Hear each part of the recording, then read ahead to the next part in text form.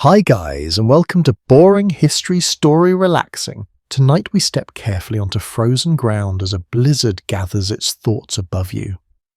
Snow is already drifting sideways, not falling, so much as being carried with intention.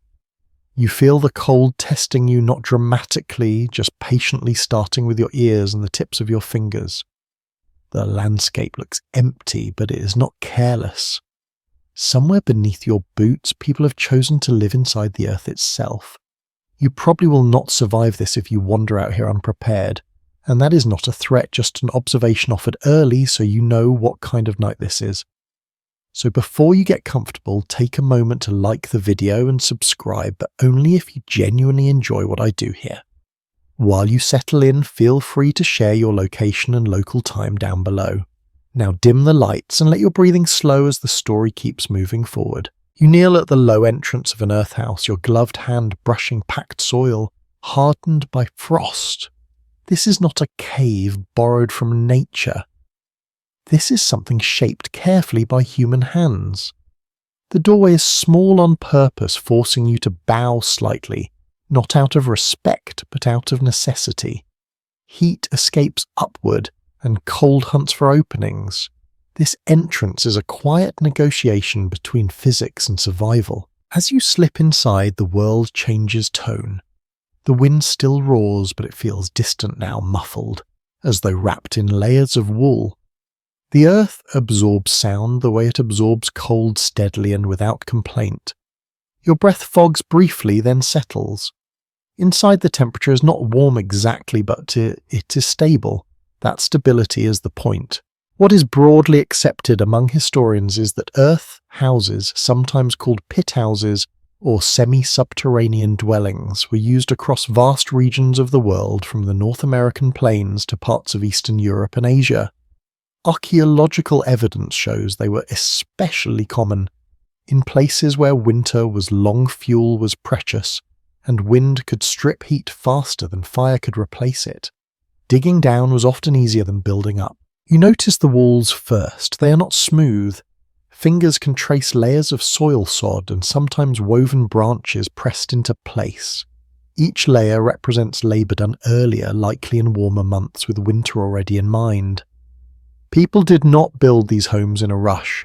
They planned for storms they had not yet felt. A quirky detail emerges as your eyes adjust. In some regions, builders intentionally mixed grass ash or even animal hair into the walls, not for decoration, but to improve insulation and reduce cracking. It sounds improvised, but it worked. Long before insulation had a brand name, people understood texture and density through experience. You shift your weight and feel the floor beneath you. It is hard-packed earth, slightly warmer than the air holding on to yesterday's heat, like a memory. Sitting low keeps you close to that stored warmth. Standing is less important here. Efficiency matters more than posture. Firelight flickers ahead, though you do not approach it yet. The hearth will come later. For now you are learning the space. Earth houses are rarely large. They do not encourage pacing or dramatic gestures. Everything about them suggests stillness. That is not accidental. Movement burns calories, and calories are survival. The ceiling is low enough that you can almost touch it, supported by wooden beams darkened by years of smoke. Those beams carry a quiet risk. If they fail, there is no dramatic collapse, just soil slowly reclaiming the space. Yet people trusted these structures for generations, repairing them carefully each year. Historians still argue whether earth or houses were primarily a response to climate or also a reflection of social values. Some suggest they encouraged communal living and cooperation, while others believe they were simply the most practical option available. The truth likely sits somewhere in between, pressed into the soil along with everything else. You listen again to the storm outside. Snow hammers the roof, but the sound arrives softened, like fingers drumming through thick fabric. This muffling changes how fear behaves. The storm feels less aggressive when it cannot shout directly at you. That psychological effect mattered as much as the physical warmth. There is no window to look through, no way to watch the blizzard perform. Darkness arrives early and stays without explanation. Light is rationed. Every flame is a decision. When you live like this, winter stops being something you watch and becomes something you endure quietly. A mainstream historical reality settles in here. Many earth houses were reused year after year, sometimes for decades, with repairs layered over earlier repairs. Archaeologists often find floors built atop older floors like pages in a book that was never meant to be finished. Living here means accepting continuity over novelty. You crouch, then sit and notice how your breathing slows. The space encourages it. There is nowhere to rush to. Outside, the world is violent with motion. Inside, survival rewards calm. The smell of earth surrounds you. It is not unpleasant, just honest. Damp soil, old smoke, faint traces of food long since eaten. Over time, these scents stop signaling discomfort and start signaling safety. Your brain learns that this smell means walls fire and people nearby. Some scholars have pointed out that earth houses blur the line between shelter and landscape. You're not separate from the ground here. You are inside it. That closeness changes how people think about storms. Instead of fighting them, you wait them out. As the wind screams overhead, you realize something quietly important. This house does not conquer winter. It negotiates with it. It lowers expectations. It says you do not need warmth like summer warmth, you only need enough. You tuck your hands closer to your body and feel the day's tension ease. The storm can rage as much as it wants. It has already been accounted for.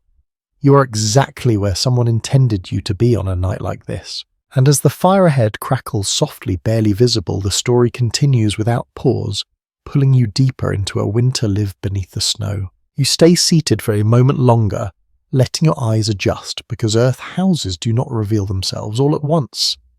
They unfold slowly the way winter itself does. When you finally shift forward, you begin to notice how intentional every part of this shelter is. Nothing here is accidental, nothing is decorative for the sake of it. This place was shaped by hands that understood the land and had no interest in impressing anyone. To build an earth house, you do not start with walls, you start with a hole. That simple fact carries weight. Digging into frozen or semi-frozen ground is exhausting work usually done in late summer or early autumn, before winter makes the soil stubborn and unforgiving. People planned months ahead, reading the seasons the way you might read a calendar today. Archaeological findings show shallow pits at first widened gradually, as if builders were listening to the ground as they worked. What most historians agree on is that earth houses were often dug into south-facing slopes when possible. This allowed sunlight to strike the entrance during the short winter days, offering just a little extra warmth and light. It sounds modest, but in a blizzard-prone environment, modest advantages add up fast. You imagine the labour involved: wooden tools, antler picks, stone blades. Soil hauled out basket by basket. Children likely helped learning without instruction, watching how dirt was piled nearby for later use. That soil was never wasted. It would return as walls and insulation, completing a quiet loop. A curious detail emerges from certain sites. Some builders layered different soil types, intentionally placing denser earth at the base and lighter sod near the top. Modern soil science would approve, but these people arrived at the solution through experience, not textbooks. Trial and error leaves its own kind of wisdom. As you look around, you can see where wooden posts once stood supporting the roof. These posts were often made from the straightest trees available, stripped of bark and set firmly into the ground. In regions where trees were scarce, driftwood or reused beams from older structures took their place. Nothing was precious except function. Historians still debate whether earth houses were primarily individual family homes or shared seasonal dwellings for larger groups. Some evidence suggests extended families lived together through the harshest months, pooling food and labour. Other interpretations lean towards smaller household units. The remains do not speak clearly, and that silence leaves room for argument. You trace the line where wall meets ceiling. The roof above you would have been a careful weave of branches, grass and earth layered thick enough to block wind and snow, but angled just enough to shed meltwater. Too flat and weight becomes dangerous. Too steep and heat escapes. balance mattered. There is a practical anxiety baked into this design. A roof failure during a blizzard could mean death not instantly dramatic, but quietly and completely. That is why repairs were constant.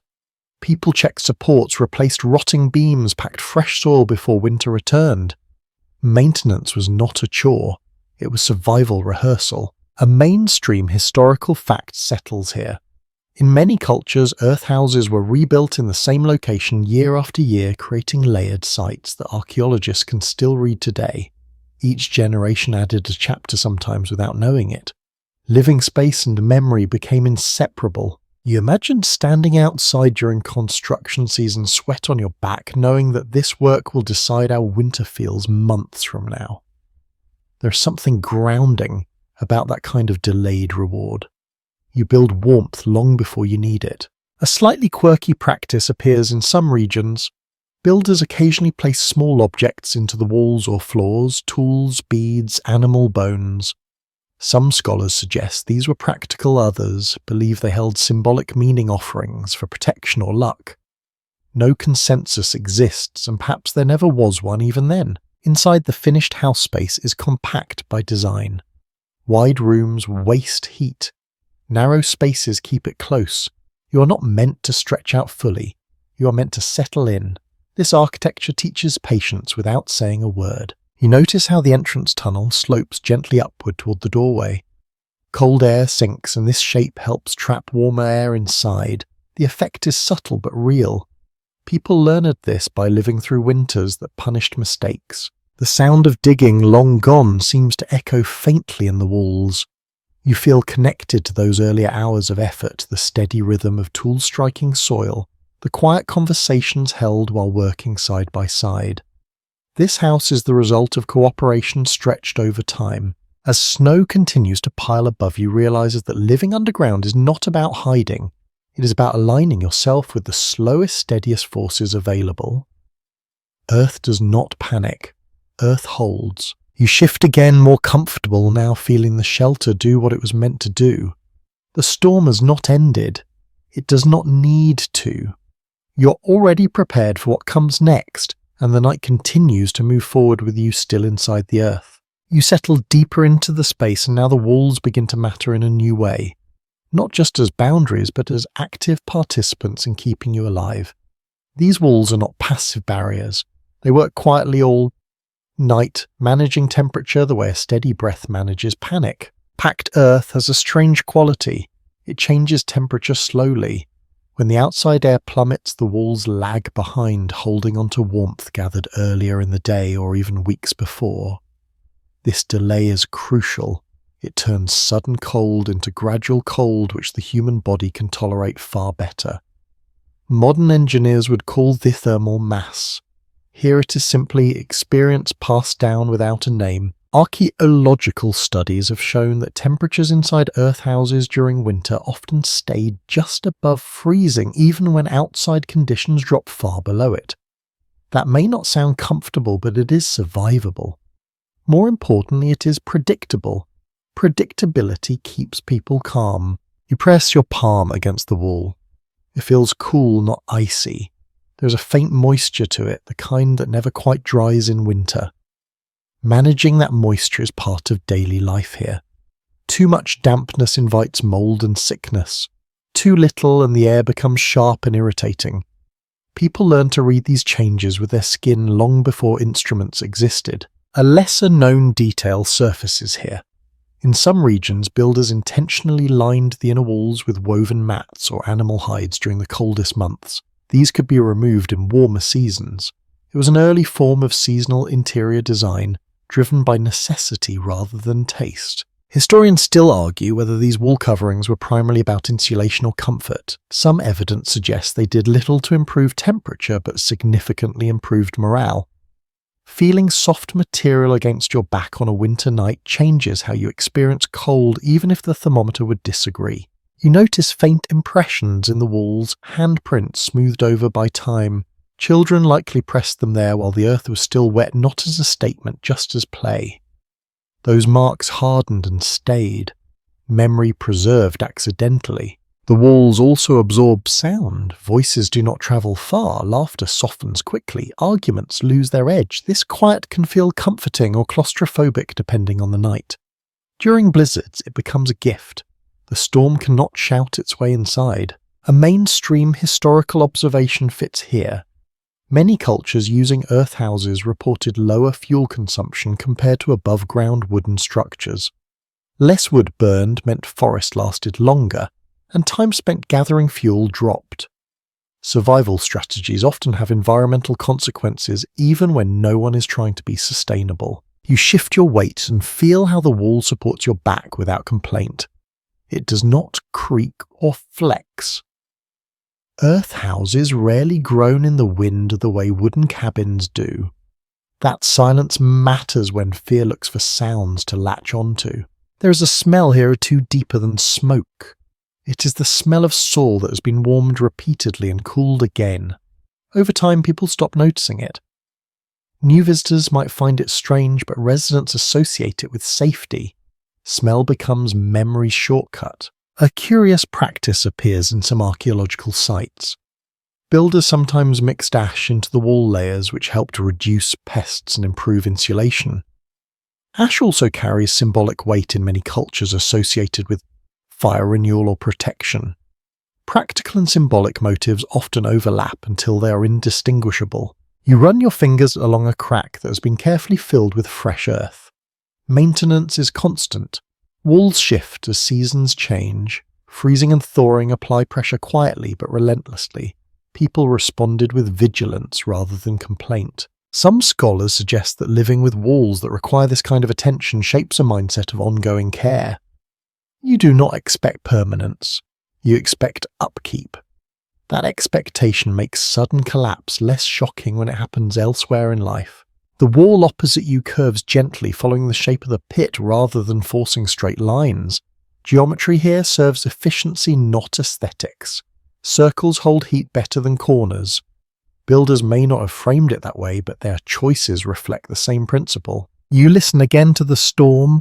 The walls absorb its violence, turning chaos into background texture. Snow can pile high above, but down here life continues at its own pace. You realise that these walls are not trying to keep winter out entirely. That would be impossible. Instead, they slow winter down. They stretch it thin, dilute its intensity, make it something you can live with. As your breathing stays slow and steady, the walls continue their quiet work. No one announces it. No one thanks them. They simply hold as they were meant to do while the night moves forward and deeper into winter. You notice the storm most clearly at night, not because you can see it, but because you cannot ignore it. The blizzard announces itself through vibration rather than sound. Snow presses down on the roof in steady pulses, when dragging itself across the surface above your head. Yet inside the earth house, the cold behaves differently. It does not rush you. It arrives slowly, politely, like an uninvited guest who knows it will be staying a while. This is your first full night inside during a true winter storm, and the difference is immediate. Above ground, blizzards feel aggressive. They shove, scream, and exhaust you. Down here, the earth absorbs their temper. You still feel the cold, but it no longer feels personal. It is simply present. What long-standing evidence makes clear is that people living in earth houses experienced far fewer sudden temperature swings than those in surface dwellings. The soil acts like a buffer, smoothing extremes. Even when outside air plummets dangerously low, the interior temperature declines at a measured pace. That steadiness reduces shock, both physical and mental. You pull your clothing tighter, not because it suddenly got colder, but because your body expects to. Habits form quickly in environments like this.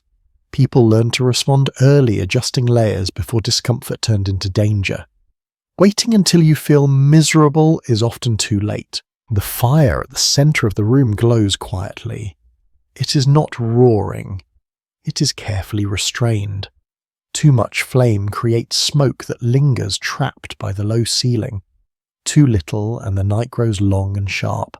Maintaining this balance requires attention that never fully sleeps. One understated detail found in several winter habitation sites is that fires were often kept smaller at night than during the day. This seems counterintuitive until you realize that people relied on stored heat in the walls and floor, letting the fire rest while they did. Conserving fuel mattered as much as staying warm.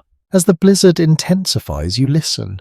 Snow sliding, wind shifting direction, occasionally a deeper thud as heavier drifts settle.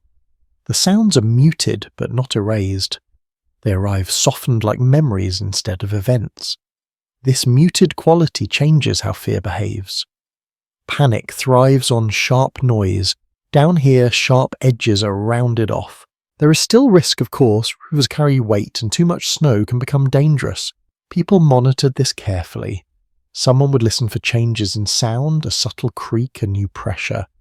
If necessary, they would venture out briefly even during storms to clear excess snow.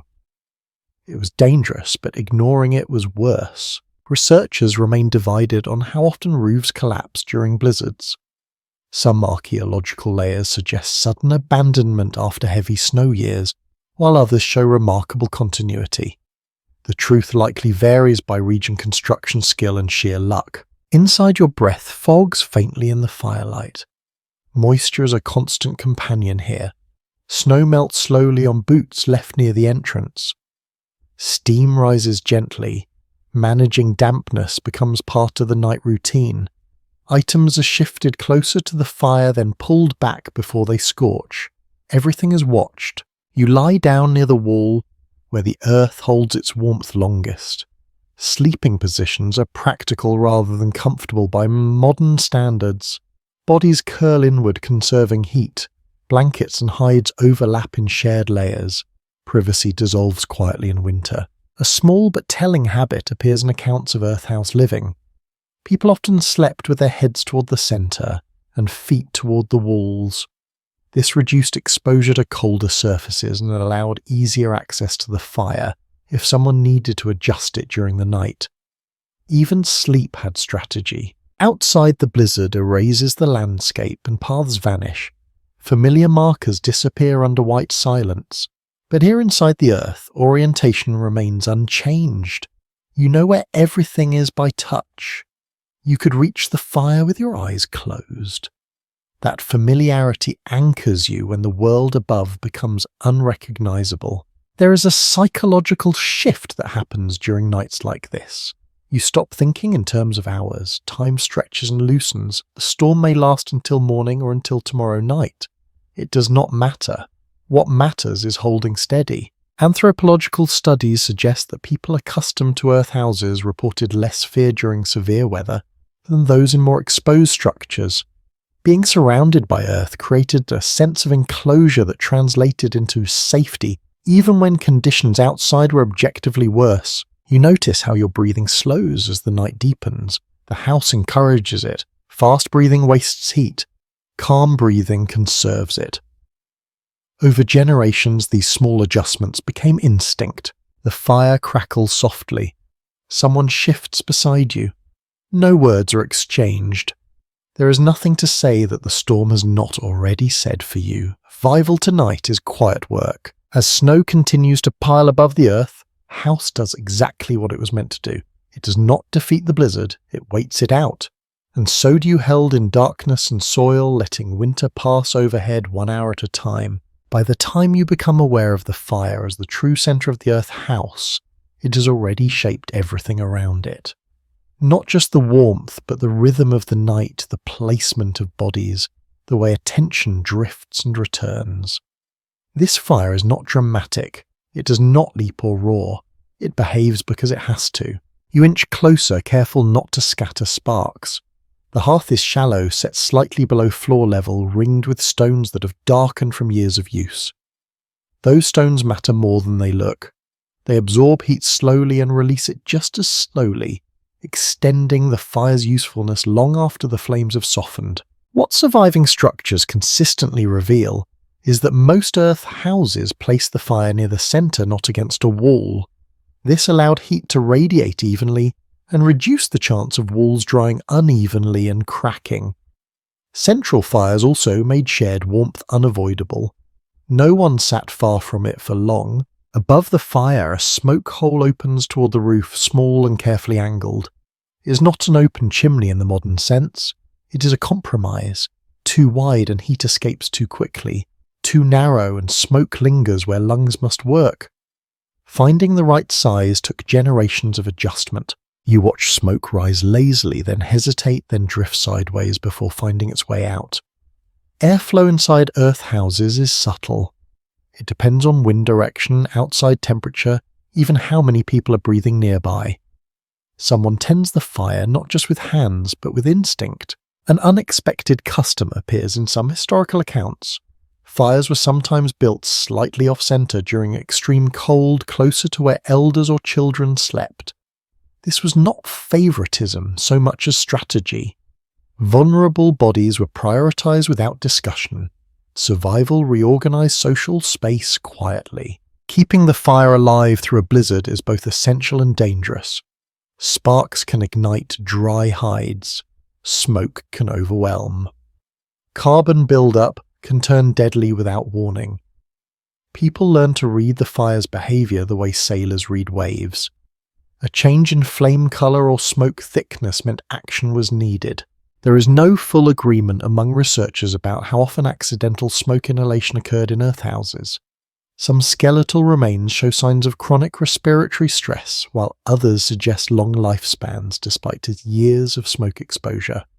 The balance between warmth and health remains an open question. You notice how little fuel is added at once, a handful of wood, a twist of dried dung. Fuel choices depended on region. Where trees were scarce, animal waste became essential. It burned hot and steady, though the smell took getting used to. Over time, it became part of the background. A small but revealing detail shows up in fire pits uncovered by archaeologists. Many contain layered ash from different fuel types, suggesting people alternated materials to control burn speed and smoke. Fire management was not guesswork, it was practice knowledge. As the night deepens, the fire's role shifts. During the day, it is practical, used for cooking and light. At night, it becomes something closer to a guardian. Someone always remains half aware of it even while sleeping. A shared responsibility passes silently from one person to another. You lie back and feel heat touch your face unevenly, one cheek warmer than the other. You adjust slightly, not fully waking. Everyone does this dance, the fire teaches you where to be. There is something intimate about firelight in a space like this. Shadows move gently along the walls, turning ordinary objects into something softer, less defined. Stories often emerge in this light, not because people plan to tell them, but because silence stretches and someone fills it. Anthropologists have noted that winter storytelling likely intensified in earth houses, where darkness arrived early and lasted long. Oral tradition thrived in spaces where distraction was minimal and attention stayed close to the fire. The hearth also serves as a place of repair. Broken tools are warmed to make them easier to reshape. Frozen hands thaw slowly. Food is reheated in simple vessels. Everything happens near the fire, because that is where life gathers. You smell it now more clearly. Smoke mixed with earth, with food, with wool. It settles into clothing, hair, skin. People carried this scent with them, marking them as winter dwellers. Outside, the world smells of snow. Inside, it smells of continuity. Fire requires patience. Feed it too quickly and it flares. Ignore it and it fades. Living with fire teaches restraint. You learn to act early, gently, before problems announce themselves loudly. As the blizzard continues unseen above the fire, hold steady. It does not chase the cold away entirely. It creates a small, reliable pocket where fingers remain flexible and breath stays calm. Eventually, the flames settle into glowing embers. That is enough for now. The earth around you has already stored today's warmth. The fire can rest, and so can you. The hearth dims, the room quiets further, and the night moves forward, still wrapped in soil and shadow, with the fire breathing softly at the centre of everything that matters. When the fire settles into embers, darkness does not rush in all at once. It seeps. Light thins gradually, pulling back from the walls, retreating into a small glowing centre. In an earth house, light is never taken for granted. It is borrowed, managed, and eventually returned to the night. There are no windows here, not in the way you would recognise them. Openings would invite heat to escape and cold to creep in. Instead, light arrives through the smoke hole by day and through flame by night. This changes how time feels. Morning is not announced by brightness flooding the room. It is noticed through subtle cues, a cooler draft, a shift in sound, a faint ch in the colour of the walls. Evidence from multiple regions indicates that people living in earth houses adjusted their daily rhythms dramatically during winter. Activity compressed into the hours when light was available. Tasks requiring precision were done early. As darkness settled, movement slowed. This was not laziness. It was efficiency shaped by necessity. You sit quietly and let your eyes adapt. Human vision is patient when given the chance. Shapes return. Familiar outlines reappear. You learn where things are without needing to see them clearly. This skill becomes second nature after enough nights like this. A small but revealing practice shows up in several winter dwelling sites. People often placed pale objects near the firelight, coloured stones, bone tools, shells. These reflected what little light existed, extending its reach.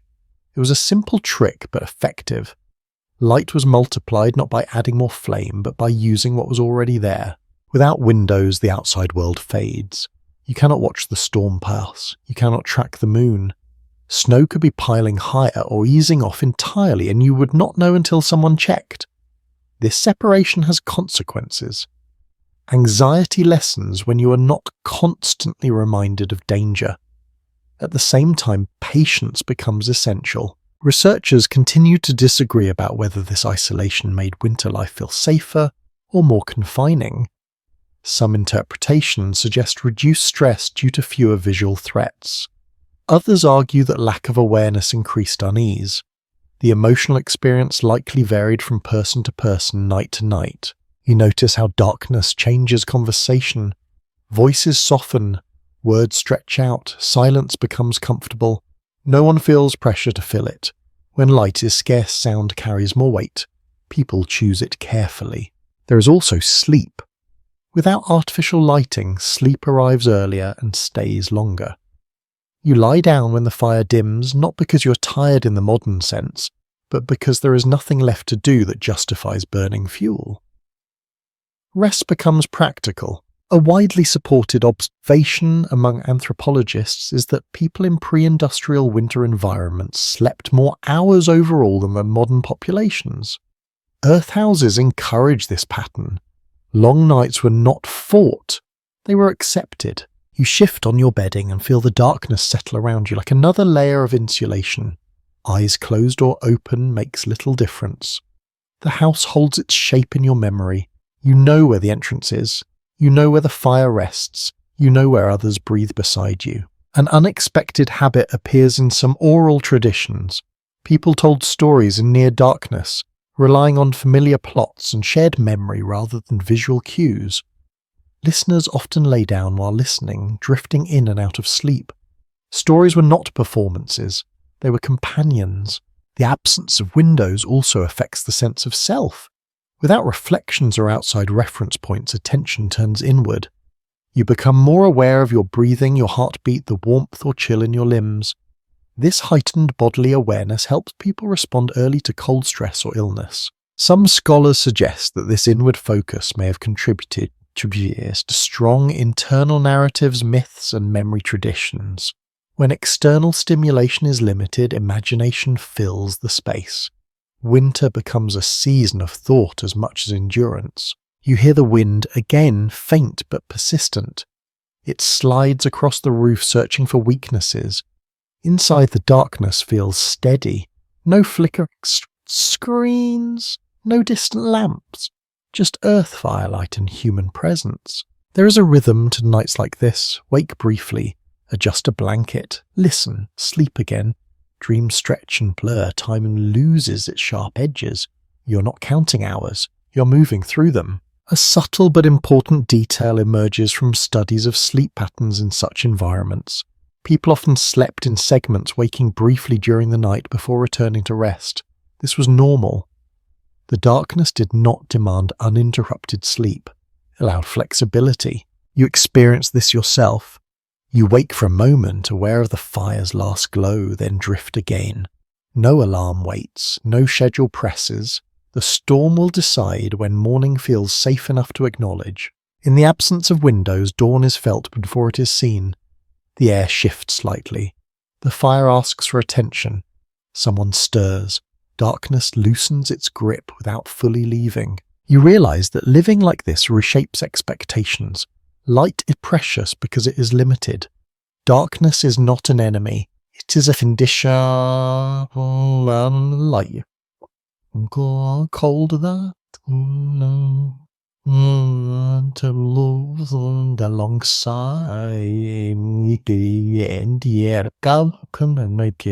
As the night continues, the earth house holds its quiet. Outside, the blizzard moves on its own terms. Inside, you rest in shadow wrapped into some soil and shared breath, letting winter pass one dim hour at a time. You become aware of how close the floor is to your body only after you settle onto it fully. There is no raised bed waiting for you, no frame lifting you away from the ground. Sleep happens low, deliberate and shared. In an earth house during winter, the floor matters more than any piece of furniture ever could. The packed soil beneath you holds onto warmth better than the air above. Heat sinks downward, slowly collecting near the surface where bodies rest. This is why sleeping low is not just tradition, but strategy. The difference of a few inches can mean warmer feet, steadier breathing, fewer shivers. Excavation patterns from winter-dwelling sites repeatedly show sleeping areas arranged directly on the floor, often along the walls where residual heat lingered longest. Raised platforms were rare and usually reserved for storage rather than rest. Comfort here is measured in survival, not softness. You feel layers beneath you. Woven mats, dried grasses, animal hides overlapping like shingles. Each layer serves a purpose. Grasses trap air, hides block drafts, mats separate damp soil from skip.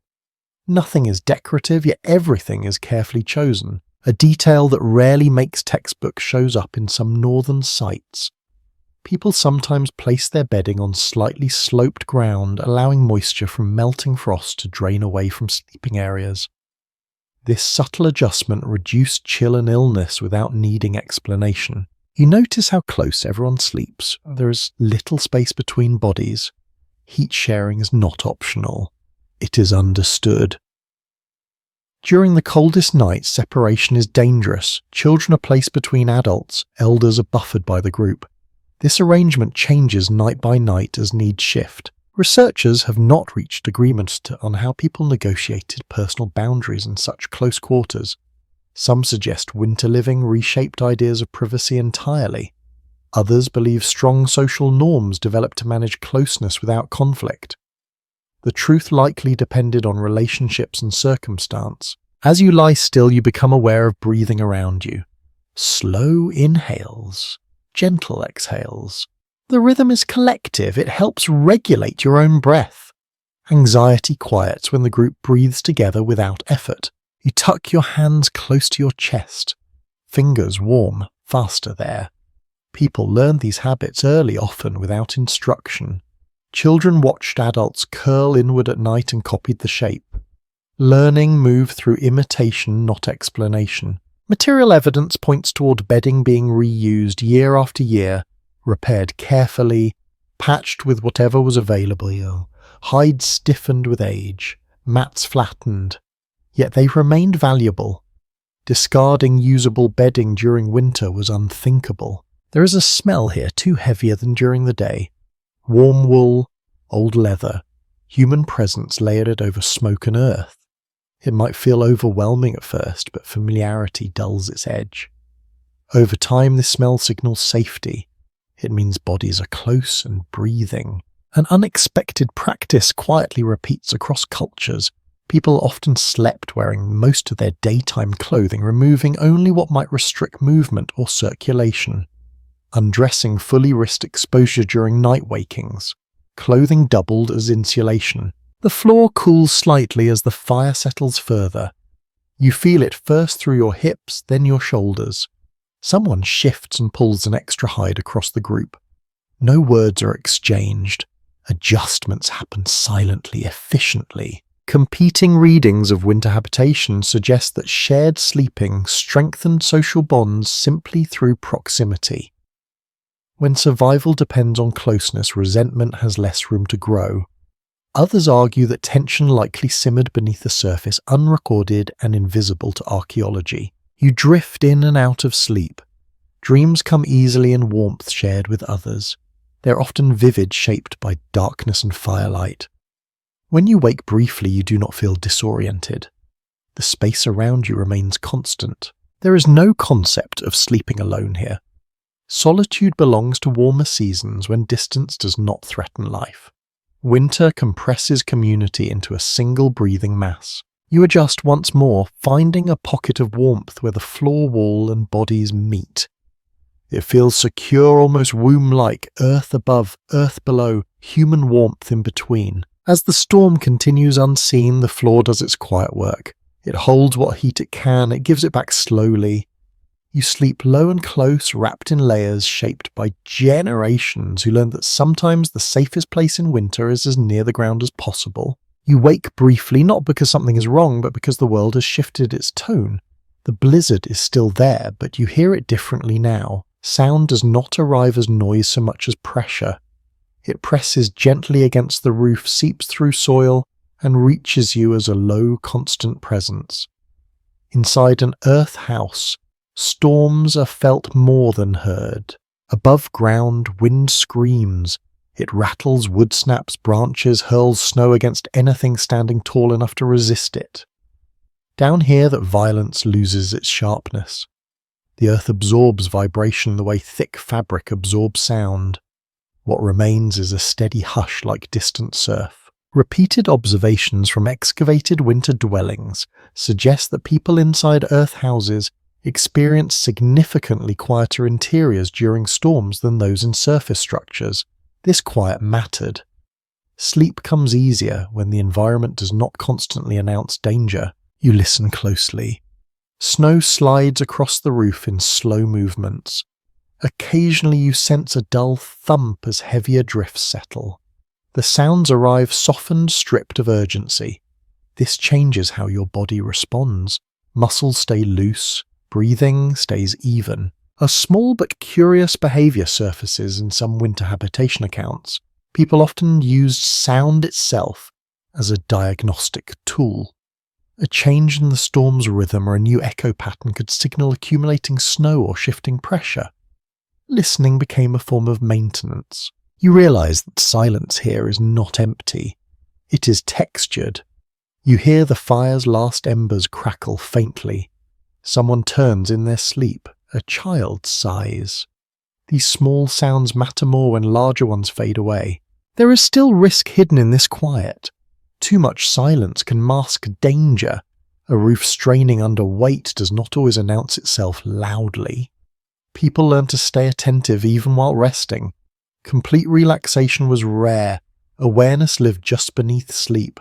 Researchers remain divided on whether this muted environment reduced stress or encouraged complacency.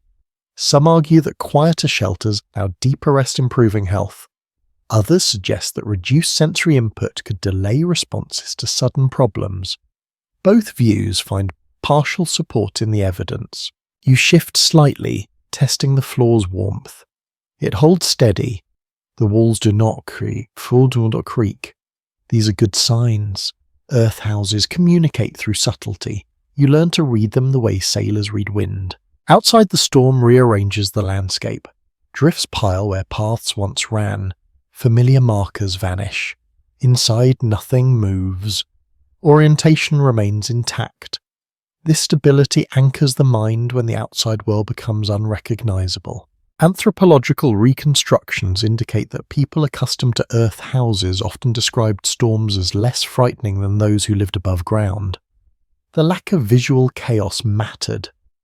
When you cannot see trees bending or snow flying sideways, your imagination calms rather than escalates.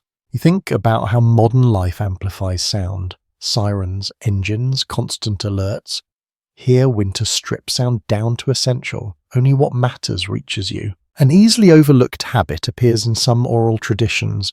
During severe storms, people spoke less, not because they were afraid, but because silence conserved energy and preserved focus. Words were saved for when they were needed. The quiet also changes storytelling. When stories are told, they carry further in the absence of competing noise. Voices become softer, more deliberate. Listeners lean inward, not outward. Attention gathers. No single interpretation fully explains how people felt about this silence. Some likely found it comforting, others may have found it oppressive. Emotional experience leaves few traces in soil. You lie still and let the soundscape wash over you. The storm feels distant now, almost theoretical. You know it is powerful because you can sense its weight pressing down, not because it demands your attention. Time stretches in this quiet. Minutes blur. You drift again, waking briefly when someone adjusts a blanket or the fire is nudged. Each sound carries meaning, but none demand urgency. The earth house becomes an instrument tuning the storm into something manageable. It filters chaos into calm. That filtering is not accidental. It is the result of generations listening carefully and building accordingly. As the night deepens, the blizzard continues its work above, reshaping the land without your participation. Inside, you remain wrapped in hush and warmth, listening not for danger, but for reassurance that the shelter is doing exactly what it was meant to do. Morning does not arrive with light so much as with appetite. You wake because your body reminds you that winter living depends on planning done long before hunger appears. Food here is not something you decide on at the last minute. It is something that has been waiting patiently, sometimes for months, beneath layers of earth and intention. You sit up slowly, joints stiff but cooperative, and your attention turns toward the storage area. In an earth house, food is rarely kept in plain sight. It is tucked away in pits, baskets or containers, half buried in the floor or walls. These spaces stay cool and stable, protected from freezing solid but yet cold enough to slow decay. Material remains from winter settlements consistently indicate the use of underground storage pits for preserved foods. These pits held dried meat, smoked fish, roots, grains and fermented items. Their placement inside or just adjacent to living spaces reduced the need to venture outside during storms. You imagine opening one, carefully brushing aside a covering of hide or woven mat. The smell rises first, sharp, smoky, earthy. Food here announces itself honestly. Nothing is disguised. You learn quickly which scents mean nourishment and which signal spoilage. A lesser-known habit appears across several cultures. People often stored food in multiple small caches rather than one large store. This reduced loss if something spoiled or pests found a way in. It also spread risk. Winter survival favored redundancy over efficiency. You handle the food gently. Frozen fingers can fumble, and dropping a portion into dirt is not a small mistake. Everything edible matters. There is no casual snacking. Meals are deliberate and paced. Reconstructed diets from earthhouse communities suggest winter meals were simple but dense. Fat mattered. Protein mattered. Flavor came second. Broth stretched ingredients, further warming bodies while conserving resources. Eating was as much about heat as nutrition. You notice how slowly people eat. There is no rush. Chewing thoroughly conserves energy by aiding digestion. Conversation stays minimal until everyone has taken the edge off hunger. Warmth spreads gradually from stomach outward. An unexpected detail surfaces in studies of winter food practices. Some groups intentionally ate colder food during the day and saved hot meals for evening. This conserved fuel while still ensuring warmth during the coldest hours. Fire use was scheduled as carefully as eating itself. There remains ongoing discussion among researchers about how often people supplemented stored food with fresh resources during winter. Some argue that hunting and foraging continued when weather allowed. Others believe most groups relied almost entirely on what had been prepared in advance. Evidence supports both patterns depending on region and climate severity. You scrape the last bits from a bowl and feel satisfaction that is quiet and deep. Hunger retreats, energy steadies. This is not indulgence, it is maintenance. Food storage also shapes social behavior. Portions are watched not greedily but attentively. Everyone knows roughly how much remains.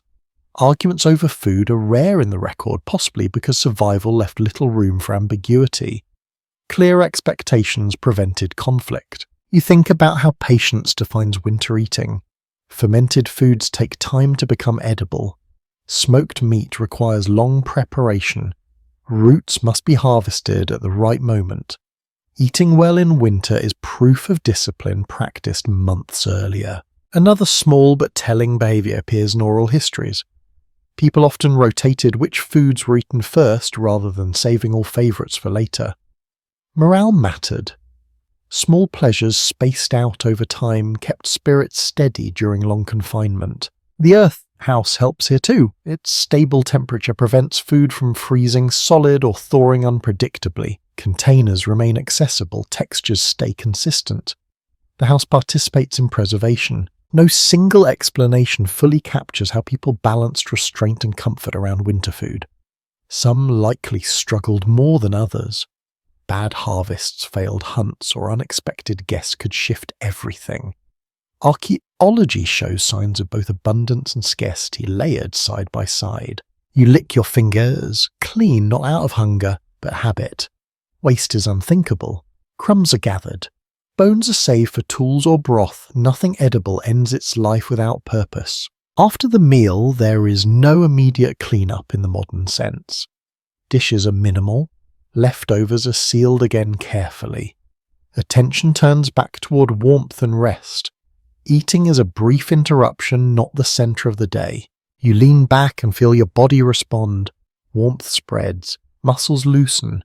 The fire is nudged slightly, not for cooking now, but to maintain ambient heat. The house settles again. Winter teaches a different relationship with food. It is not entertainment.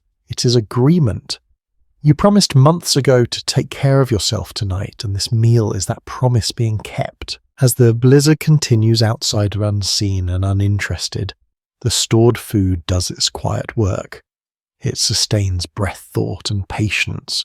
You're not just eating to survive the day, you're eating to endure the season. With hunger answered and warmth returning, you settle once more into the rhythm of the earth house, knowing that what waits beneath the floor will continue to wait ready until winter loosens its grip and allows something fresh again. After eating, you become more aware of the air itself, not just its temperature but its presence. In an earth house, smell is impossible to ignore, because it has nowhere to escape quickly. It lingers, layers itself, and slowly becomes part of how you recognize home. The dominant scent is earth, damp minerals steady. It rises from the walls and floor, especially when the fire has warmed them for hours. Mixed into it is smoke, not sharp but rounded, softened by repetition. Over time, smoke stops signaling danger and starts signaling shelter. Material traces recovered from long-used earth houses show heavy soot build-up on ceilings and upper walls. This was not accidental neglect. People accepted smoke staining as part of the trade-off for warmth and safety. Clean air was a luxury rarely prioritized over heat. You inhale and notice subtler layers. Wool carries a lanolin tang. Hides smell faintly of animal and age. Cooked food leaves traces that cling to hair and fabric. These smells would overwhelm a visitor. For residents, they fade into background comfort. A small, easily missed behavior appears in winter-dwelling reconstructions. People often placed aromatic plants or dried grasses near the fire, not strong enough to mask odours, but enough to soften them. Scent management existed just without the expectation of freshness. You realise that smell becomes a kind of early warning system. Something burning too hot smells different. Food beginning to spoil announces itself before it is visible. Dampness creeping into the bedding has its own signature. The nose becomes a tool, not nuisance. There is still discussion among specialists about how constant smoke exposure affected long-term health. Some skeletal remains suggest respiratory strain, while others indicate individuals living well into older age. Adaptation, ventilation habits, and genetics likely all played roles. You shift closer to the wall and notice how scent changes by location. Near the entrance, colder air carries sharper smells. Near the fire, everything blends into warmth. People learned these gradients intuitively, moving objects and themselves accordingly, and unusual habit surfaces in some ethnographic parallels. Clothing was rarely washed during deep winter, not from neglect, but because drying it fully was nearly impossible. Instead, garments were aired near the fire smoke, acting as a mild preservative. The smell of smoke became the smell of winter itself. You think about how modern homes erase scent quickly. Ventilation systems pull air away. Cleaning products overwrite everything. Here nothing is erased. It accumulates. Memory clings to the air. There is no clear consensus on whether people found this comforting or merely tolerable. Likely both. Comfort often grows out of familiarity rather than preference. What once felt unpleasant slowly becomes normal when it means survival. You notice your own reaction changing. What might have felt heavy earlier now feels grounding. The smell tells you where you are. It reminds you that the fire is alive, that others are near, that the walls are holding. As night deepens again, the air thickens, slightly warmer and more humid. Breath adds to it. Steam rises from bodies. Someone adjusts the soak hole subtly, a practiced movement barely disturbing sleep. The house responds. Air shifts. Smell redistributes. Balance returns. This constant adjustment is invisible to an outsider, but second nature to those who live here. You rest your head and let the scent surround you. It is not clean, not fresh, not something bottled or chosen. It is earned, carries hours of work, meals, shared storms waited out. In winter, smell becomes reassurance. It tells you that nothing has gone wrong. The fire is steady, the food is safe, the house is intact. As the blizzard continues its slow passing overhead, the air inside remains thick with signs of life. You breathe it in without thinking, letting it anchor you in place. Another quiet reminder that you are still sheltered, still warm enough, still part of the small breathing world beneath the snow. By morning, if morning can be called, that you notice it in your clothing before anything else. Wool feels heavier than it should. Hides cling instead of draping. Nothing here ever fully dries once winter has settled in. Dampness becomes a companion you manage rather than defeat. You lift a sleeve and feel it cool and slightly stiff. Moisture comes from everywhere.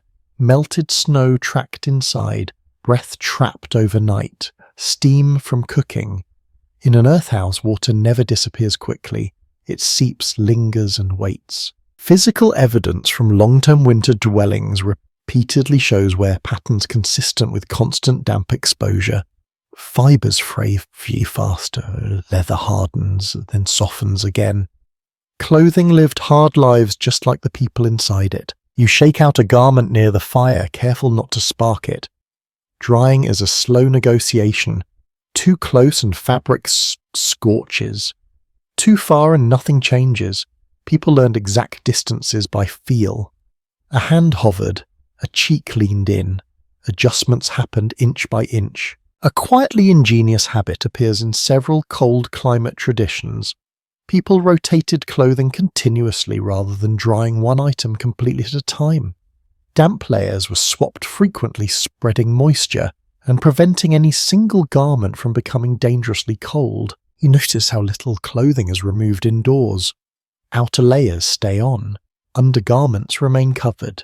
Exposing skin risks heat loss and discomfort. Modesty bends to practicality without comment. Researchers examining winter health patterns have noted that persistent dampness has likely contributed to joint pain and respiratory strain.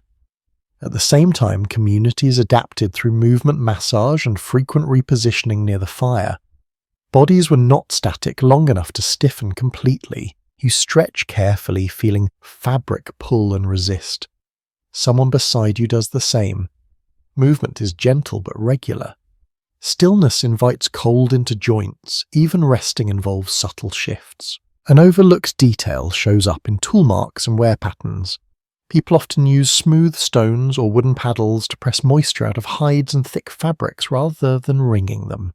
This reduced fiber damage and extended garment life. The smell of damp wool mixes with smoke, creating a scent that signals winter more clearly than snow ever could. It settles into memory. Years later, that smell alone could recall entire seasons spent underground. There is ongoing debate about whether people perceive this constant damp as discomfort or simply accepted it as normal.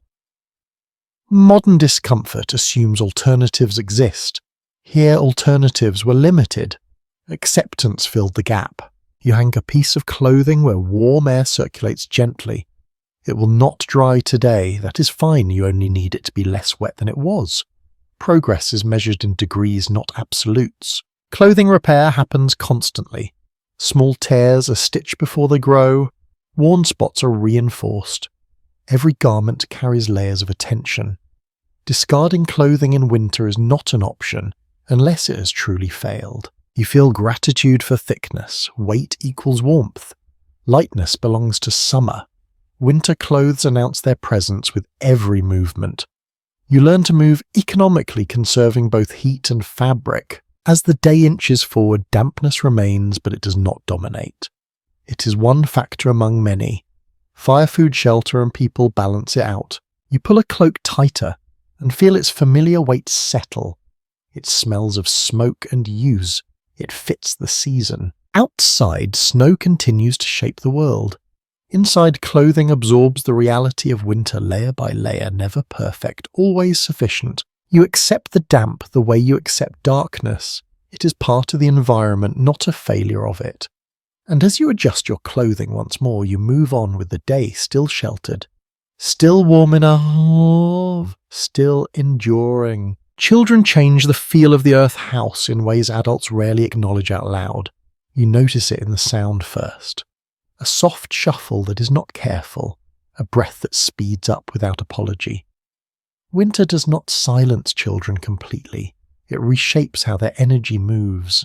They wake earlier than the fire would prefer, eyes bright in the dimness, bodies already warm from shared sleep. There is no separate room for them, no space designed only for play. Instead, they adapt the same limited area everyone else uses, turning corners and shadows into entire worlds. Patterns seen in long-occupied winter dwellings indicate that children spent far more time indoors during severe cold than during other seasons. This seems obvious, yet it carries weight. Childhood here unfolds largely underground, shaped by proximity, routine, and repetition. You watch a child trace shapes in the dust near the wall, with a finger following cracks and impressions left by earlier hands. Learning happens quietly. No one gathers them for lessons. They absorb skills by watching adults repair, cook, tend fire, and manage space. A small but telling habit appears across multiple cultures. Children were often given miniature versions of adult tools, not toys in the modern sense, but functional objects scaled down. This allowed practice without risk. Play and preparation overlapped until they were indistinguishable. You hear laughter, brief and contained. Sound does not travel far here, and children learn that quickly. Loud play draws attention and consumes energy. Games become quieter, more imaginative. Stories whispered. Movements exaggerated only in the mind. Caregivers keep one eye open even while resting. A child too close to the fire, a foot edging toward the entrance tunnel. Supervision blends into the background rather than standing apart. Everyone participates. Analysis of wear marks on floors suggests repeated small movements clustered in certain areas, likely places where children played. These spots appear smoother over time, polished by countless hands and knees. Childhood leaves subtle traces even when names are forgotten. You notice how children respond to winter differently than adults. Cold frustrates them less. Darkness feels like invitation rather than loss. They adapt faster, learning the rules of the space without needing them explained. An unusual custom shows up in some oral traditions. During the deepest winter, adults told fewer cautionary tales to children and more stories focused on endurance and cleverness. Fear was already present in the environment. Stories offered reassurance instead. There is still uncertainty among researchers about how illness affected children in earth houses. Some skeletal evidence suggests high infant mortality in harsh climates. Other findings indicate that those who survived early years often grew resilient and strong. Survival was uneven, shaped by nutrition, care, and chance. You watch a child curl up against an adult, fitting perfectly into the shared warmth. No one moves them away. Space is precious, but so is heat. Children learn early that closeness is not intrusion, it is cooperation. Games adapt to the environment. Counting breaths, watching smoke patterns, listening for changes in the wind. These are not formal lessons, yet they teach awareness and patience. Winter education happens without chalk or benches. You think about boredom. Modern ideas of boredom assume alternatives exist. Here, stillness is normal. Children learn to sit with it, to let imagination stretch instead of demanding stimulation. A detail often overlooked in reconstructions is how children contributed to winter survival. They fetched small items, helped turn food, learned to tend embers under watchful eyes. Responsibility grew naturally scaled to ability. There remains disagreement over whether winter confinement strengthened family bonds or strained them. Evidence suggests both outcomes occurred. Personalities mattered. Circumstances mattered. Some nights were likely tender, others exhausting. You notice how children fall asleep quickly worn out by nothing more than existing indoors. Their breathing deepens first. The house grows quieter as they drift off, bundled into the collective warmth. Dreams here are shaped by stories and firelight. Monsters and heroes share the same darkness, yet children wake to the same walls each day. Consistency anchors them. As night returns again, children become smaller shapes tucked between adults, heat conserved efficiently. The earth house absorbs their movements, their voices, their learning, adding another layer to its history. Winter passes slowly for everyone, but especially for the young. Still they grow, they adapt, they learn what this space requires without ever being told explicitly. You watch them sleep and realize that earth houses are not just shelters for survival. They're environments where people are shaped, where childhood unfolds under soil and shadow, preparing bodies and minds for winters still to come. Illness announces itself quietly in winter.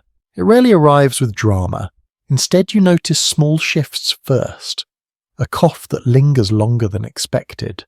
Skin that stays cool even near the fire. Breathing that sounds heavier in the dark.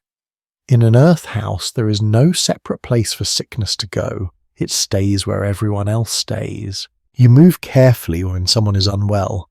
Not out of fear, but out of attention. Space is adjusted subtly. Bedding is rearranged so warmth pools where it is needed most. The fire is fed a little more often, but never enough to risk smoke thickening the air. Balance remains the guiding rule. Finds from winter habitation sites often include clustered hearth repairs and reworked sleeping areas, suggesting periods when routines shifted for care. When someone fell ill, the house itself adapted. Heat, food and proximity were redistributed without ceremony. You sit near the person who is coughing, listening. Sound matters. Changes in breathing tell you more than words. There is no clock to count hours. Progress is measured in whether the cough loosens, whether sleep deepens, whether warmth returns to hands. A small but meaningful practice appears in multiple cold weather traditions. Warm liquids were favoured even when fuel was scarce. Thin broths melted snow warmed just enough, fermented drinks taken in sips. Hydration mattered, though no one would have used the word. You notice how the smell of sickness blends with the usual scents. Faint sourness. A sharper edge to breathe. These signs are recognized quickly. The nose becomes diagnostic just as it was for food and fire. Interpretations of skeletal remains leave room for uncertainty about how often winter illnesses proved fatal in earth houses. Some evidence points to repeated recovery and long lives. Other remains suggest fragility, especially among the very young or very old. The record does not settle the matter cleanly. Care here is communal by necessity. One person cannot isolate. Instead, everyone adjusts. Someone takes over tasks quietly. Food portions are shifted. Night watch near the fire changes hands more often so the sick can rest. You think about how limited the options are. No fresh air without cold, no separation without heat loss, no medicine beyond knowledge carried in memory. Care relies on observation, patience, and consistency. An understated habit shows up in some accounts. People often spoke less around the sick, not from superstition, but because silence conserved energy and allowed rest. Words were used carefully like fuel. Touch becomes important. A hand placed on a forehead, a blanket adjusted without waking. These gestures carry information. Heat or chill, sweat or dryness. Caregivers learn to read the body with their palms. The fire is watched closely during illness. Smoke must remain thin. Someone adjusts the smoke hole repeatedly, making small changes rather than large ones. Too much airflow chills, too little suffocates. Every adjustment is a guess informed by experience. Some researchers suggest that earth houses, despite their challenges, may have offered certain protective advantages during illness. Reduced exposure to wind and extreme temperature swings could support recovery. Others caution that close quarters likely increase transmission. Both possibilities sit side by side in the evidence. You notice how time stretches when someone is sick. Waiting becomes the primary activity, waiting for breath to slow, waiting for fever to break, waiting for strength to return. Winter already slows life. Illness deepens that pause. Food changes too. Hard foods are softened. Fat is added where possible. Meals become smaller but more frequent. The goal shifts from efficiency to comfort. A detail easily missed appears in some ethnographic parallels. People sometimes reposition the sick closer to the entrance during milder moments of the day, allowing slightly fresher air without full exposure. It was a careful compromise. You stay awake longer than usual listening. Sleep comes in fragments. When it does, it is light. Responsibility floats between those present. No one announces who is on watch, is understood. Morning, if it can be called that, arrives with uncertainty. The cough sounds different, breathing is easier, or not. Outcomes vary. Winter does not guarantee fairness. There is no clear agreement among specialists about how people emotionally processed loss in such confined winter spaces. Archaeology shows continuity rather than abandonment, suggesting that life continued even after death. Grief likely folded into routine, carried alongside it rather than set apart. If recovery comes, it is gradual. Strength returns in small increments. Sitting up, eating a little more, speaking longer sentences. The house absorbs this shift too, redistributing warmth and tension back toward balance. If recovery does not come, the house still holds. Care does not stop because hope fades. Presence remains. Fire stays lit. And it does not pause for grief, but it does allow quiet. You realize that illness here is not an interruption of life. It is part of it. The earth house was built with this reality in mind, even if no one said it aloud. Shelter was not just for storms, it was for vulnerability. As the day settles again into shadow, the person you watched through the night sleeps more evenly, or remains still. Either way, the house does not change its rhythm dramatically. It adapts as it always has. You sit back feeling the weight of care settle into your body. Winter living teaches endurance not just of cold but of uncertainty. The earth above and below does not promise outcomes. It promises only steadiness.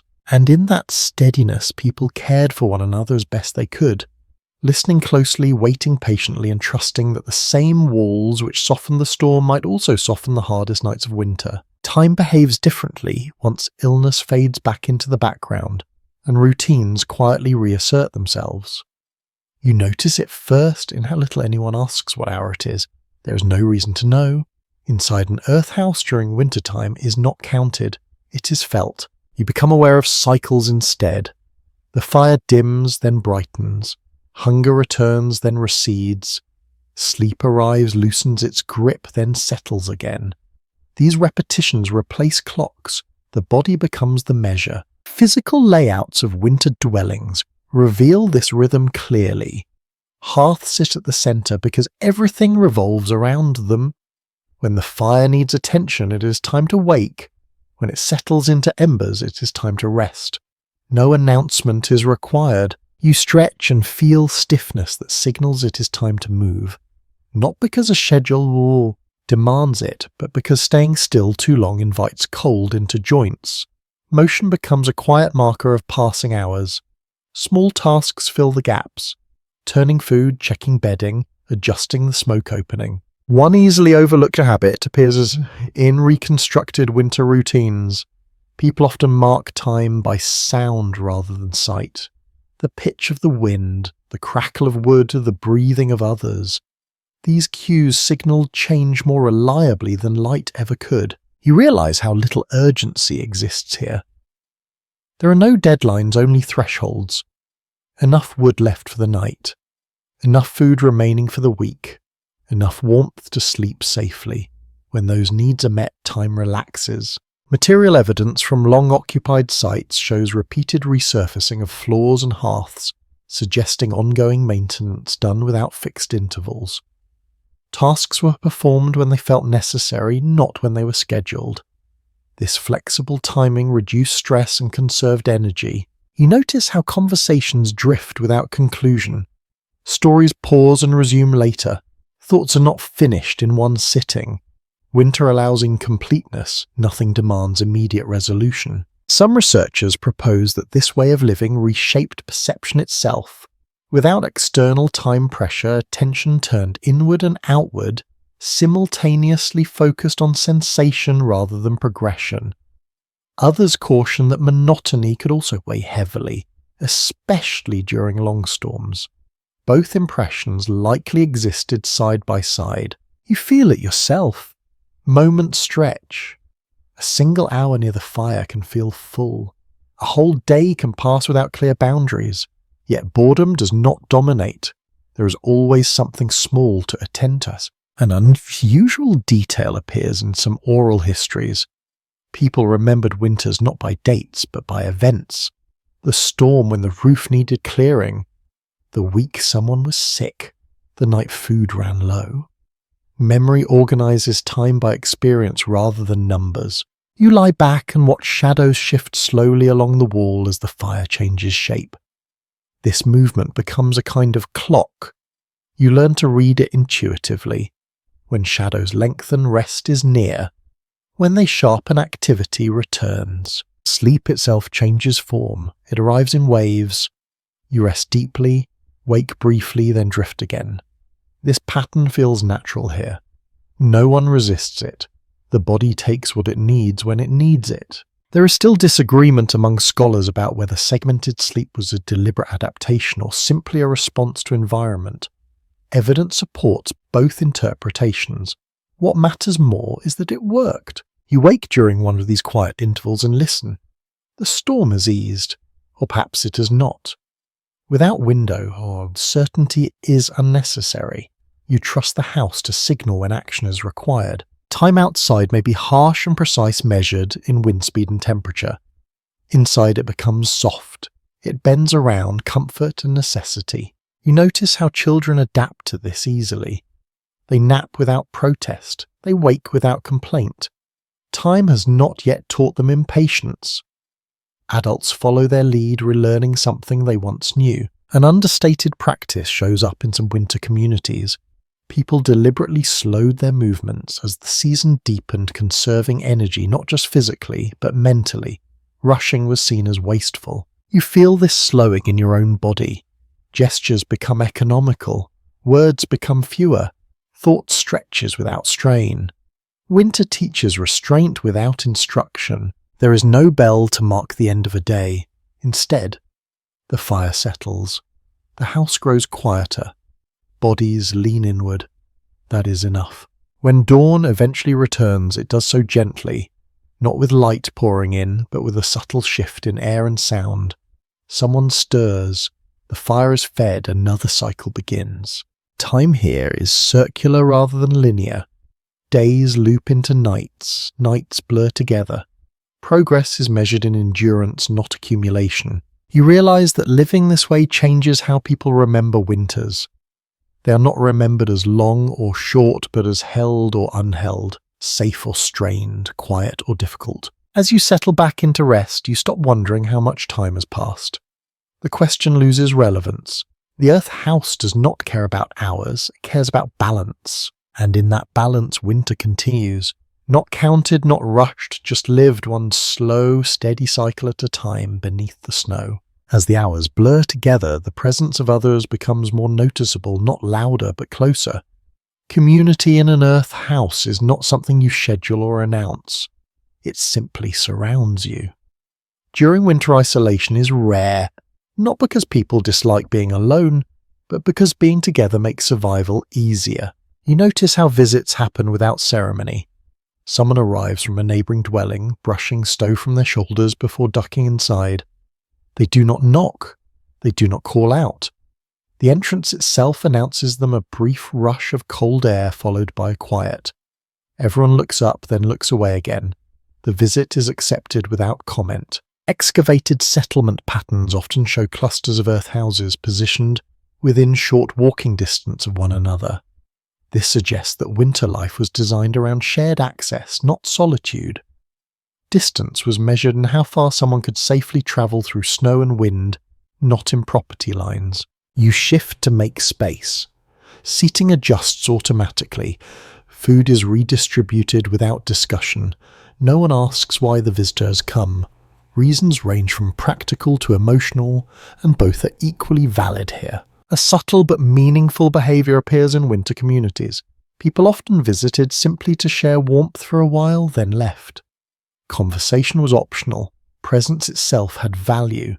Heat multiplied when bodies gathered, and silence did not require explanation. You notice how social rules simplify in winter. Formal greetings fade. Hierarchies soften. When everyone is cold, rank matters less than cooperation. Elders are respected, children are protected, and everyone else finds their place naturally. Material traces from shared winter spaces indicate frequent rearrangement of interiors. Hearthstones shift. Sleeping areas expand and contract. This flexibility suggests that houses were expected to host more people than just a single household when conditions demanded it. You listen as someone begins to speak, then stops, then starts again. Stories emerge slowly. Updates about food stores, news of a roof that needs repair. Information flows without urgency, passed along the way. Warmth passes gradually and unevenly. There is no universal agreement among scholars about how these winter gatherings affected social cohesion.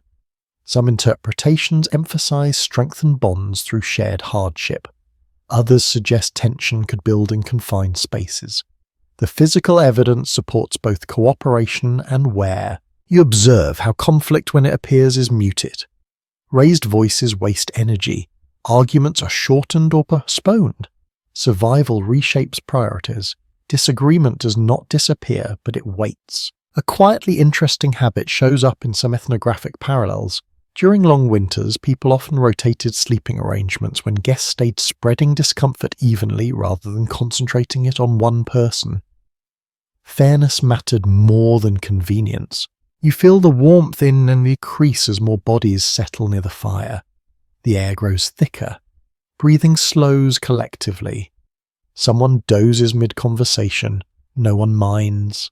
Tension drifts and returns as needed. Children weave between adults, then settle wherever a lap opens. They treat visitors as extensions of the household.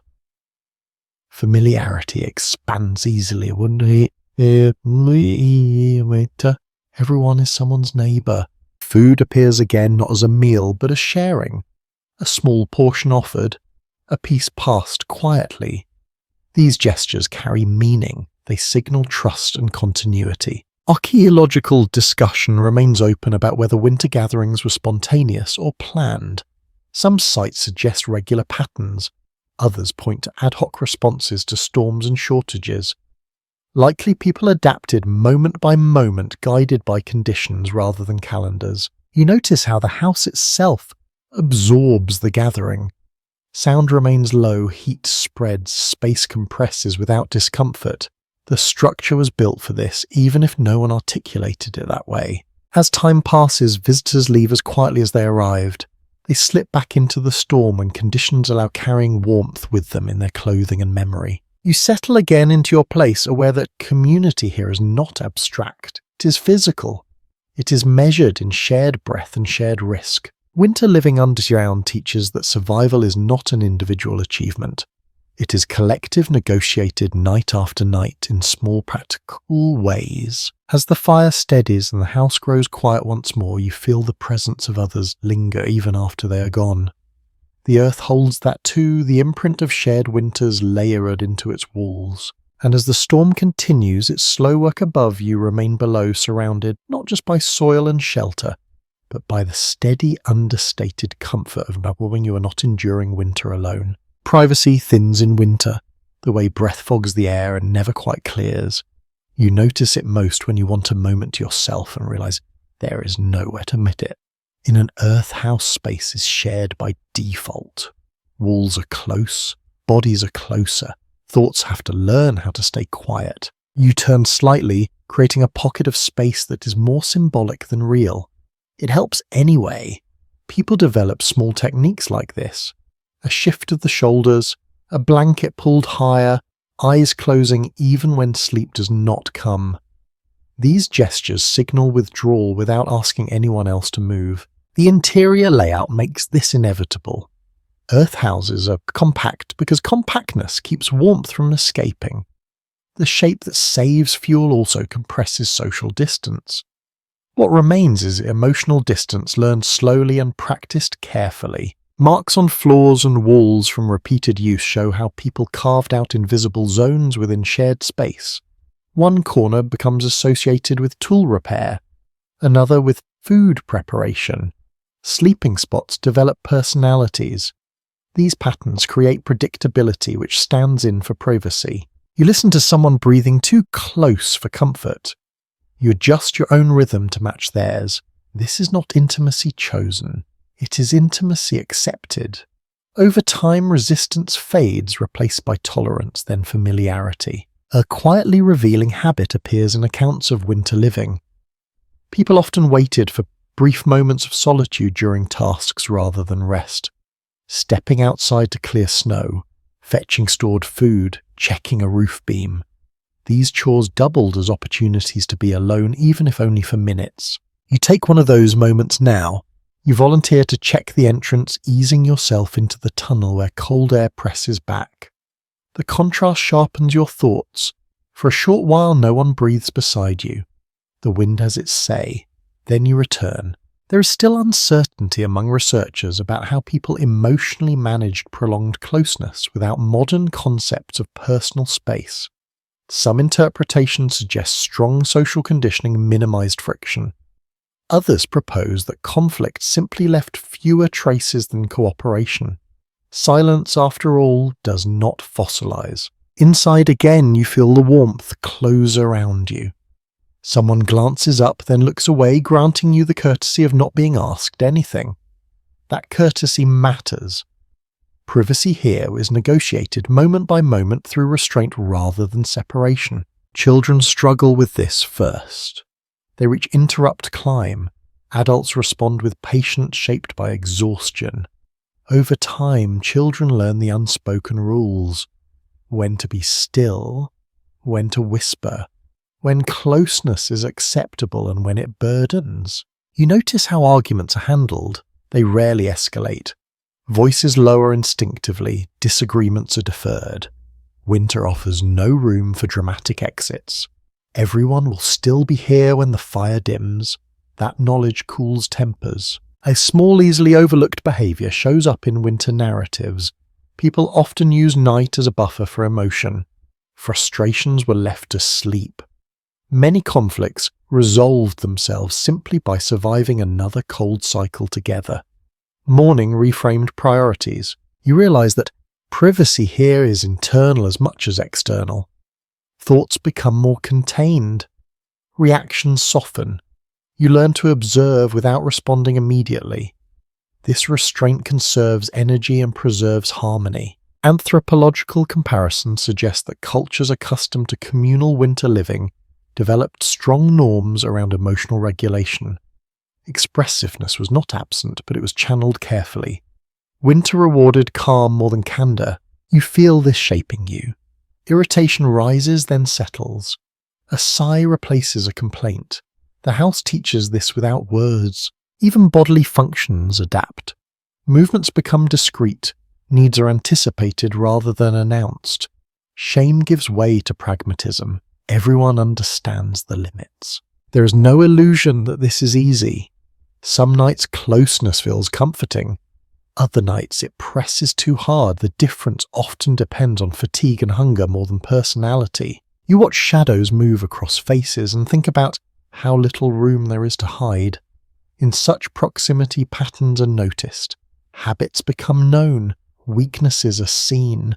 Winter strips away certain performances. And yet this exposure also builds trust. When everyone knows everyone else's rhythms, cooperation becomes smoother. Needs are anticipated. Care happens without being requested. You find a way to be alone by focusing on sound. The fire's pulse, the wind's distant hiss. Attention narrows. The crowd fades slightly. It is enough. As the night deepens, bodies settle into familiar positions. The press of proximity becomes background. What once felt intrusive now feels stabilizing. Privacy does not vanish in winter earth houses. It transforms, it moves inward. It becomes quieter, subtler, shared rather than owned. You close your eyes and let thoughts drift without needing to resolve them. There is comfort in knowing that you do not have to be unseen to be safe. The house holds everyone equally, flaws and all. Above, snow continues to fall indifferent to personal boundaries. Below, you learn a different kind of space, one measured not in distance but in patience, restraint and the steady willingness to endure together. Animals remain close in winter even when they do not share the same roof. You become aware of them through sound first. A muffled shift outside the wall. A low breath carried through frozen air. Life gathers near life when the cold deepens. Most earth houses are not completely isolated from livestock or working animals. Instead, animals are kept just outside in windbreak shallow shelters or attached enclosures that share a wall with the main dwelling. This proximity is deliberate. Animals generate heat, and even when they are not inside, their presence warms the surrounding ground slightly. You imagine the quiet arrangement. Humans below ground. Animals just beyond the walls. Breath rising from both. Snow settling over everything like a shared blanket. The line between household and stable blurs without ever disappearing. Excavations of winter settlements often reveal compact layouts where animal pens sit unusually close to living spaces. This pattern suggests that distance was shortened intentionally during cold months, even if it increased noise and smell.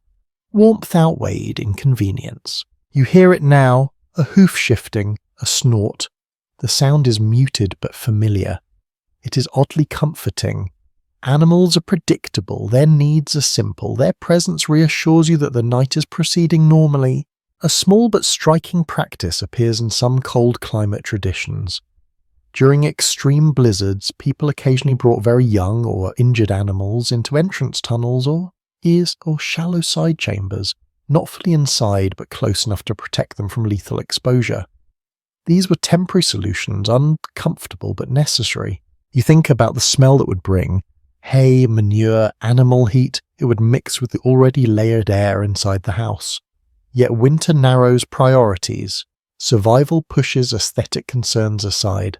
There is no single settled view on how often animals shared interior space with humans. Some evidence suggests it was rare and avoided when possible.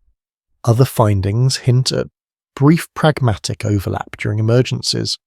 The truth likely shifted with circumstance rather than custom. You listen again. The animal sounds remain steady. Oh, that steadiness matters. Sudden silence would signal danger. Familiar noise becomes reassurance, another rhythm layered into the night. Care for animals continues even in blizzards. Someone ventures out briefly wrapped tight, checking shelters, redistributing feed. These trips are short and efficient. Exposure is minimized. Responsibility does not disappear because conditions are harsh. You feel the contrast sharply when the door opens. Cold rushes in sharp and immediate. It reminds you why animals stay outside when they can. Then the door closes and warmth returns slowly like water filling a low place. An often overlooked detail shows up in winter wear patterns. Boots and outer garments near entrances show heavier use and repair, suggesting frequent short trips outside rather than long absences. Animal care shaped movement patterns even when storms discouraged travel. Animals influence the psychology of winter living. Their routines mark time, feeding schedules, quiet periods, restlessness before storms. People learn to read weather through animal behavior long before instruments existed. Some researchers propose that animals served as emotional anchors as much as practical resources. Caring for another living being during winter gave purpose to days that might otherwise blur together. Others caution against romanticizing this relationship, noting the constant risk of loss. Both interpretations hold weight. You notice how people speak about animals softly even when frustrated. Harsh words waste energy and change nothing. Winter tempers expectations. Animals survive or they do not. Care is given either way. At night the animals settle. Their movements slow. The sounds become sparse. This signals that the cold has reached its deepest point. You pull a blanket closer, instinctively mirroring the stillness outside. There is something grounding about knowing other bodies endure the same night nearby, even if separated by soil and timber. Shared exposure creates quiet solidarity across species. You drift again half awake, listening to the faint presence beyond the wall. It reminds you that the earth house is not a sealed bubble. It is part of a living system breathing with what surrounds it. By morning, snow will cover tracks, evidence of movement will vanish. But for now, the animals remain close alive, enduring. As the night stretches on, humans and animals wait together, each in their own way, trusting that the same earth which holds the house will hold them until winter loosens its grip once more. Even in the deepest winter, nothing is ever truly finished. The earth house feels solid, dependable, but you learn quickly that shelter is something you maintain, not something you assume will last without attention. Repairs do not wait for spring. Snowstorms arrive whether you are ready or not. You notice a faint drip near the wall, slow and irregular. Meltwater from packed snow above has found a narrow path downward. It is not dramatic yet, but it will be if ignored. Someone rises without speaking, gathers a small tool and begins to press fresh earth into the seam. This is how most winter repairs begin. Quietly. Early. Excavated dwellings frequently show multiple layers of patching on walls and roofs, sometimes applied during frozen months rather than warm seasons. This suggests that people routinely worked on their homes while snow still lay heavy above. Waiting for perfect conditions was not an option. You feel the risk immediately when the entrance opens. Cold air rushes in sharp enough to sting your lungs. Snow dust follows, swirling briefly before settling. The person working moves fast hands, practice knowing that exposure must be brief. Roof maintenance during blizzards is the most dangerous task. Snow loads build silently. Too much weight can press beams downward, cracking supports. Someone listens for changes in sound, a duller thud, a new creak.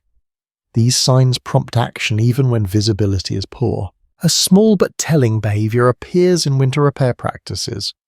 People often worked in pairs, one outside clearing snow, one inside listening and guiding. Communication happened through sound and vibration rather than sight. This coordination reduced risk without requiring long exposure. You imagine stepping onto the roof snow, piled waist-high, wind clawing at clothing. Each movement must be deliberate. Slipping is not an option. Yet this task is done again and again across generations because not doing it would be worse. There is still uncertainty among specialists about how frequently roof failures occurred during blizzard seasons. Some sites show sudden abandonment layers. Others display careful reinforcement over decades. Skill, experience and sheer luck likely determined outcomes.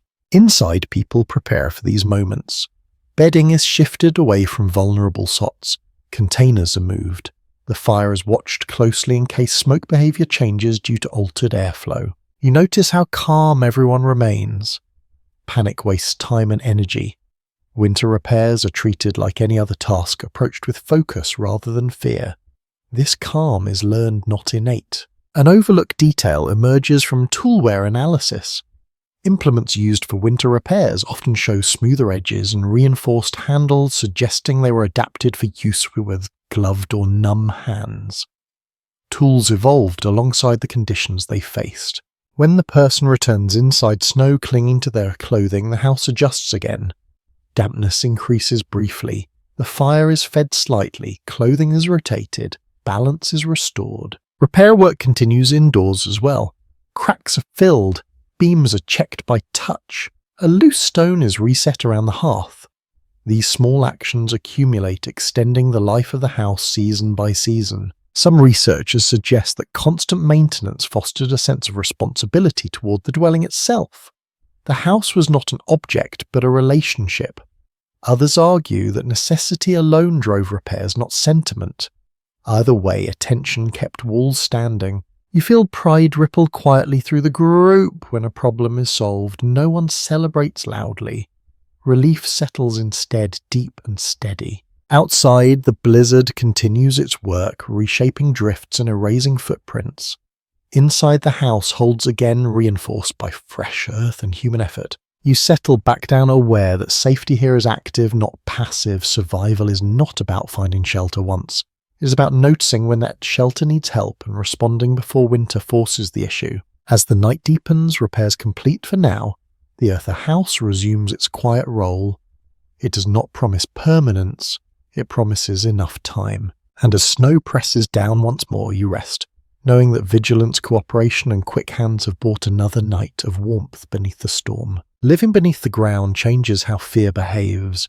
You expect it to sharpen, to grow louder in the dark, but instead it dulls, spreads out, becomes manageable. The earth house does not erase danger. It reshapes your relationship with it. You feel this most during long blizzards when the storm lasts longer than your patience. At first, you listen closely, alert for anything unusual. Over time, vigilance softens into trust. The walls hold, the roof bears weight. The fire breathes steadily. Fear relaxes when nothing demands immediate response. People who spent winters in earth houses left behind few signs of panic-driven abandonment. Most dwellings show repeated use and repair rather than sudden flight. This suggests that even when conditions were harsh, confidence in the shelter often outweighed impulse. You notice how the absence of visual threat changes your thoughts. You cannot see the storm tearing at the land. You cannot watch snow erase familiar paths. Without those images, imagination quiets. The danger remains abstract, easier to hold at a distance. An odd comfort emerges here. Being surrounded by earth feels enclosing in a way that suggests protection rather than entrapment. Weight above becomes reassurance. Pressure means insulation. Darkness becomes neutral. You recall moments of unease from earlier nights, strange sounds, unexpected drips. Each time the house responded, problems were addressed. This history builds confidence. Trust grows from experience, not belief. Children sense this shift quickly. Their fear fades faster than yours. They sleep deeply, even when storms rage. Their calm spreads. Adults take cues from their breathing and relax in response. You become aware of your own thoughts slowing, worries lose their urgency, the mind stops rehearsing disasters that have not happened. Winter living teaches attention to what is present, not what might occur. There are moments, of course, when fear spikes. A sudden crack from the roof, a gust that changes airflow. These moments are brief, action follows, repair or adjustment, then calm returns. Some people likely never fully adjusted. Anxiety may have simmered beneath the surface. Others may have found profound comfort in the predictability of earth and fire. The house offers no guarantee of an emotional outcome. It simply holds space. You feel safer sitting still than pacing. Movement stirs unease. Stillness aligns with the environment.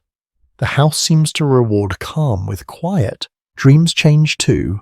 Fewer falling dreams, more enclosed spaces. Warmth replaces flight. Sleep becomes deeper when fear no longer roams freely. You realize that living underground during winter trains the nervous system. It teaches when to respond and when to rest. Modern life rarely offers that clarity. An unexpected side effect appears in long winter stays. People become more tolerant of darkness and silence. What once felt oppressive becomes familiar. Comfort expands inward. The earth howls becomes a filter for emotion. Panic rarely fits through. Only what is necessary gets in. As the blizzard continues above, you remain below. Fear softened into awareness.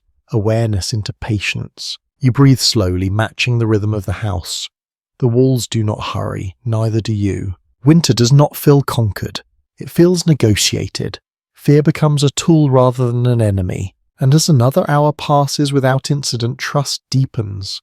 The house has proven itself again, not through words, but through the quiet continuity of shelter doing its job. When the fire is low and the storm has settled into a steady rhythm, voices begin to surface, not loudly, not all at once. Stories rise the way warmth does, slowly, unevenly filling the space where movement has nowhere else to go. You do not sit up formally to listen. No one clears a throat or announces the start. A sentence simply appears spoken into the dimness, and the house adjusts around it. Attention gathers without effort. In winter, stories are not entertainment scheduled after work. They are work of a different kind. You notice how the firelight reshapes faces as someone speaks. Shadows soften features. Expressions become suggestions rather than declarations. This makes listening easier. You are not distracted by details. You follow the voice instead. Long winters underground left few physical records of storytelling, yet the absence of written material inside earth houses points toward oral tradition carrying much of the cultural weight. Without books or light to spare, memory became the archive, and winter was when it was most actively used. Stories here do not rush. Pauses are common. Silence is allowed to stretch. Someone might stop mid-thought, letting the fire crackle fill the space, then continue when the words feel ready again. No one interrupts. Time is generous. A small but revealing habit appears in how stories are told. Details shift slightly each time. A hunt becomes closer or farther. A storm grows harsher or gentler. Accuracy matters less than resonance. The point is not what happened exactly, but what the story helps you endure now. You feel yourself relax as familiar stories return. You already know how they end, and that knowledge is comforting. Predictability calms the mind when the world outside is unpredictable. Familiar narratives become anchors. Some stories are practical. They remind listeners where not to step on the roof, how to tell when snow is too heavy, why certain mistakes should not be repeated. Instruction hides inside narrative so it can be remembered without effort. Others are quieter. Stories about ancestors, about winters worse than this one, about survival that did not feel heroic at the time. These stories stretch perspective. They place your discomfort inside a longer arc. There is uncertainty about how rigidly stories were preserved across generations. Some may have remained remarkably consistent, others likely transformed completely. The house does not demand accuracy, it rewards relevance. You notice how children listen differently than adults. Their bodies still, their eyes tracking shadows. They absorb tone more than content. The rhythm of storytelling matters as much as meaning. An unexpected pattern appears in many winter traditions. Scary stories are often told earlier in the season, while gentler ones dominate later months. Fear is addressed when it is new, then softened as endurance becomes routine. You find yourself drifting in and out of attention. That is allowed. Stories here are not performances that require focus. They are ambient, meant to be absorbed gradually like heat soaking into the floor. Someone else picks up the thread later, adding a memory or correction. Storytelling is communal rather than owned. No single voice controls it. Narrative belongs to the group. You notice how storytelling changes the feel of confinement. The walls seem less close when imagination has room to move. The house expands inward. There is also humour, dry and understated. A small mistake exaggerated gently. A past discomfort framed lightly. Laughter stays soft, quickly absorbed by earth and smoke. Even humour conserves energy here. Storytelling fills long hours without consuming resources. No extra fuel is burned. No one needs to move. Words cost nothing but attention, and attention is abundant in winter. Some people speak less than others. That is fine. Listening carries equal weight. Presence matters more than participation. As the night deepens, stories grow slower. Sentences lengthen. Voices lower. Eventually the narrative dissolves into fragments, then into silence. The fire settles, the house breathes. Stories linger in memory, woven into the texture of the night. You lie back images from the stories drifting through your thoughts. They mix with dreams indistinguishable by morning. In winter, storytelling is not a break from survival. It is part of it. It steadies the mind, reinforces memory, and turns waiting into something shared. As sleep returns, the last voice fades without needing to finish. The story will continue another night. It always does. And beneath the snow wrapped in earth and shared breath, you rest with the quiet assurance that words like warmth have a way of lasting just long enough to get you through. Comfort arrives in winter earth houses in ways you would not expect. It does not announce itself with softness or luxury. It slips in quietly disguised as small conveniences that only matter when everything else has been stripped away. You notice it in the way the floor feels warmer near the wall than at the center, and how everyone seems to drift there without discussing it. You notice it in the shared understanding of where to sit so no one blocks heat from the fire. These arrangements are never explained. They are learned through repetition until they feel natural. Objects that would seem insignificant elsewhere take on surprising importance here. A smooth stone that fits the palm. A wooden cup that does not crack when filled with warm liquid. A mat that no longer smells damp. These become quiet sources of satisfaction. Findings from long-used winter dwellings show signs of personal items kept close even when space was scarce. Beads carve pieces of bone-worn tools repaired beyond practicality. People carried small comforts through winter not because they were useful but because they were familiar. You reach for one of these items, now running your fingers over a surface polished by years of touch. It does nothing measurable for warmth or hunger, yet it steadies you. Familiar textures remind the body that it has endured before. An easily missed habit emerges during long winters. People often arrange their sleeping areas the same way each night, even when space allowed variation. Consistency itself became comfort. Knowing exactly where your hand would land in the dark mattered. You notice how people savor warmth more deliberately here. Hands are held near embers just long enough, then withdrawn. Warm drinks are sipped slowly, not gulped. Comfort is stretched rather than consumed. The fire offers more than heat.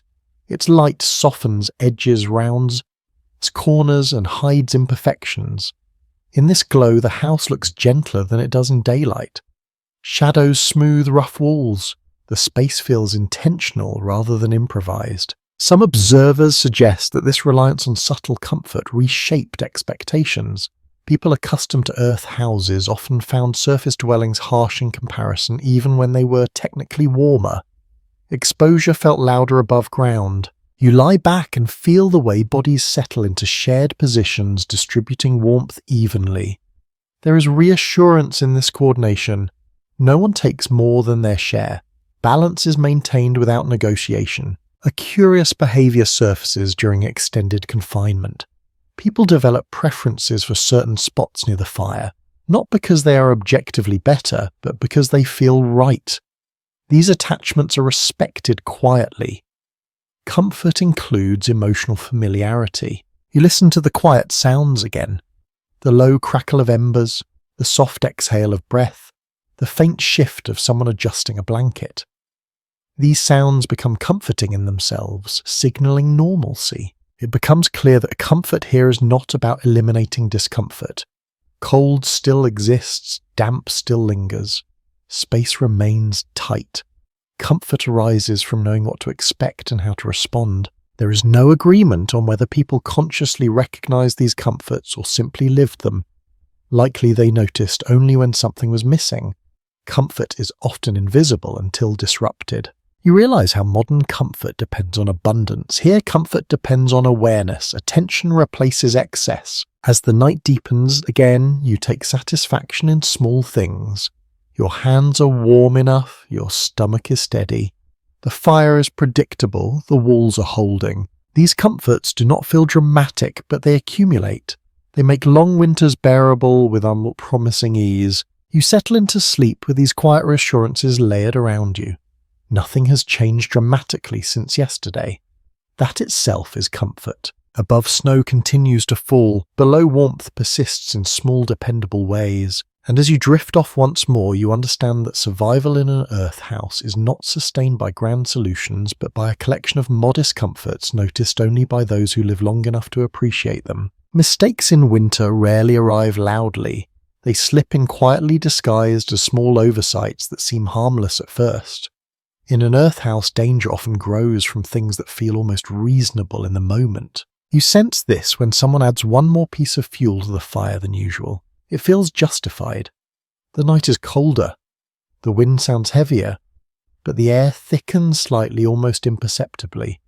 Breathing changes before anyone names the problem. Smoke does not rush in all at once. It lingers, it settles low. Eyes sting faintly. Someone coughs, then stops. The fire is adjusted, the smoke hole widened a touch. The moment passes. Tonight it does. Other nights perhaps not. Winter living teaches you that most danger is cumulative. The damp blanket is manageable. Several become a problem. One ignored crack is small. A week of freezing and thawing turns it serious. Survival depends on noticing patterns early. People who lived in earth houses learned to respect these small signals. They watched flame colour. They smelled the air. They listened for changes in sound. Experience trained them to respond before errors became irreversible. You remember how earlier repairs were handled? Early, quietly, without debate. This is why. Winter does not allow for delayed reaction. There are signs in old dwelling remains that suggest certain mistakes repeated often enough to leave traces. Scorched stones too close to bedding. Ash scattered where it should not be.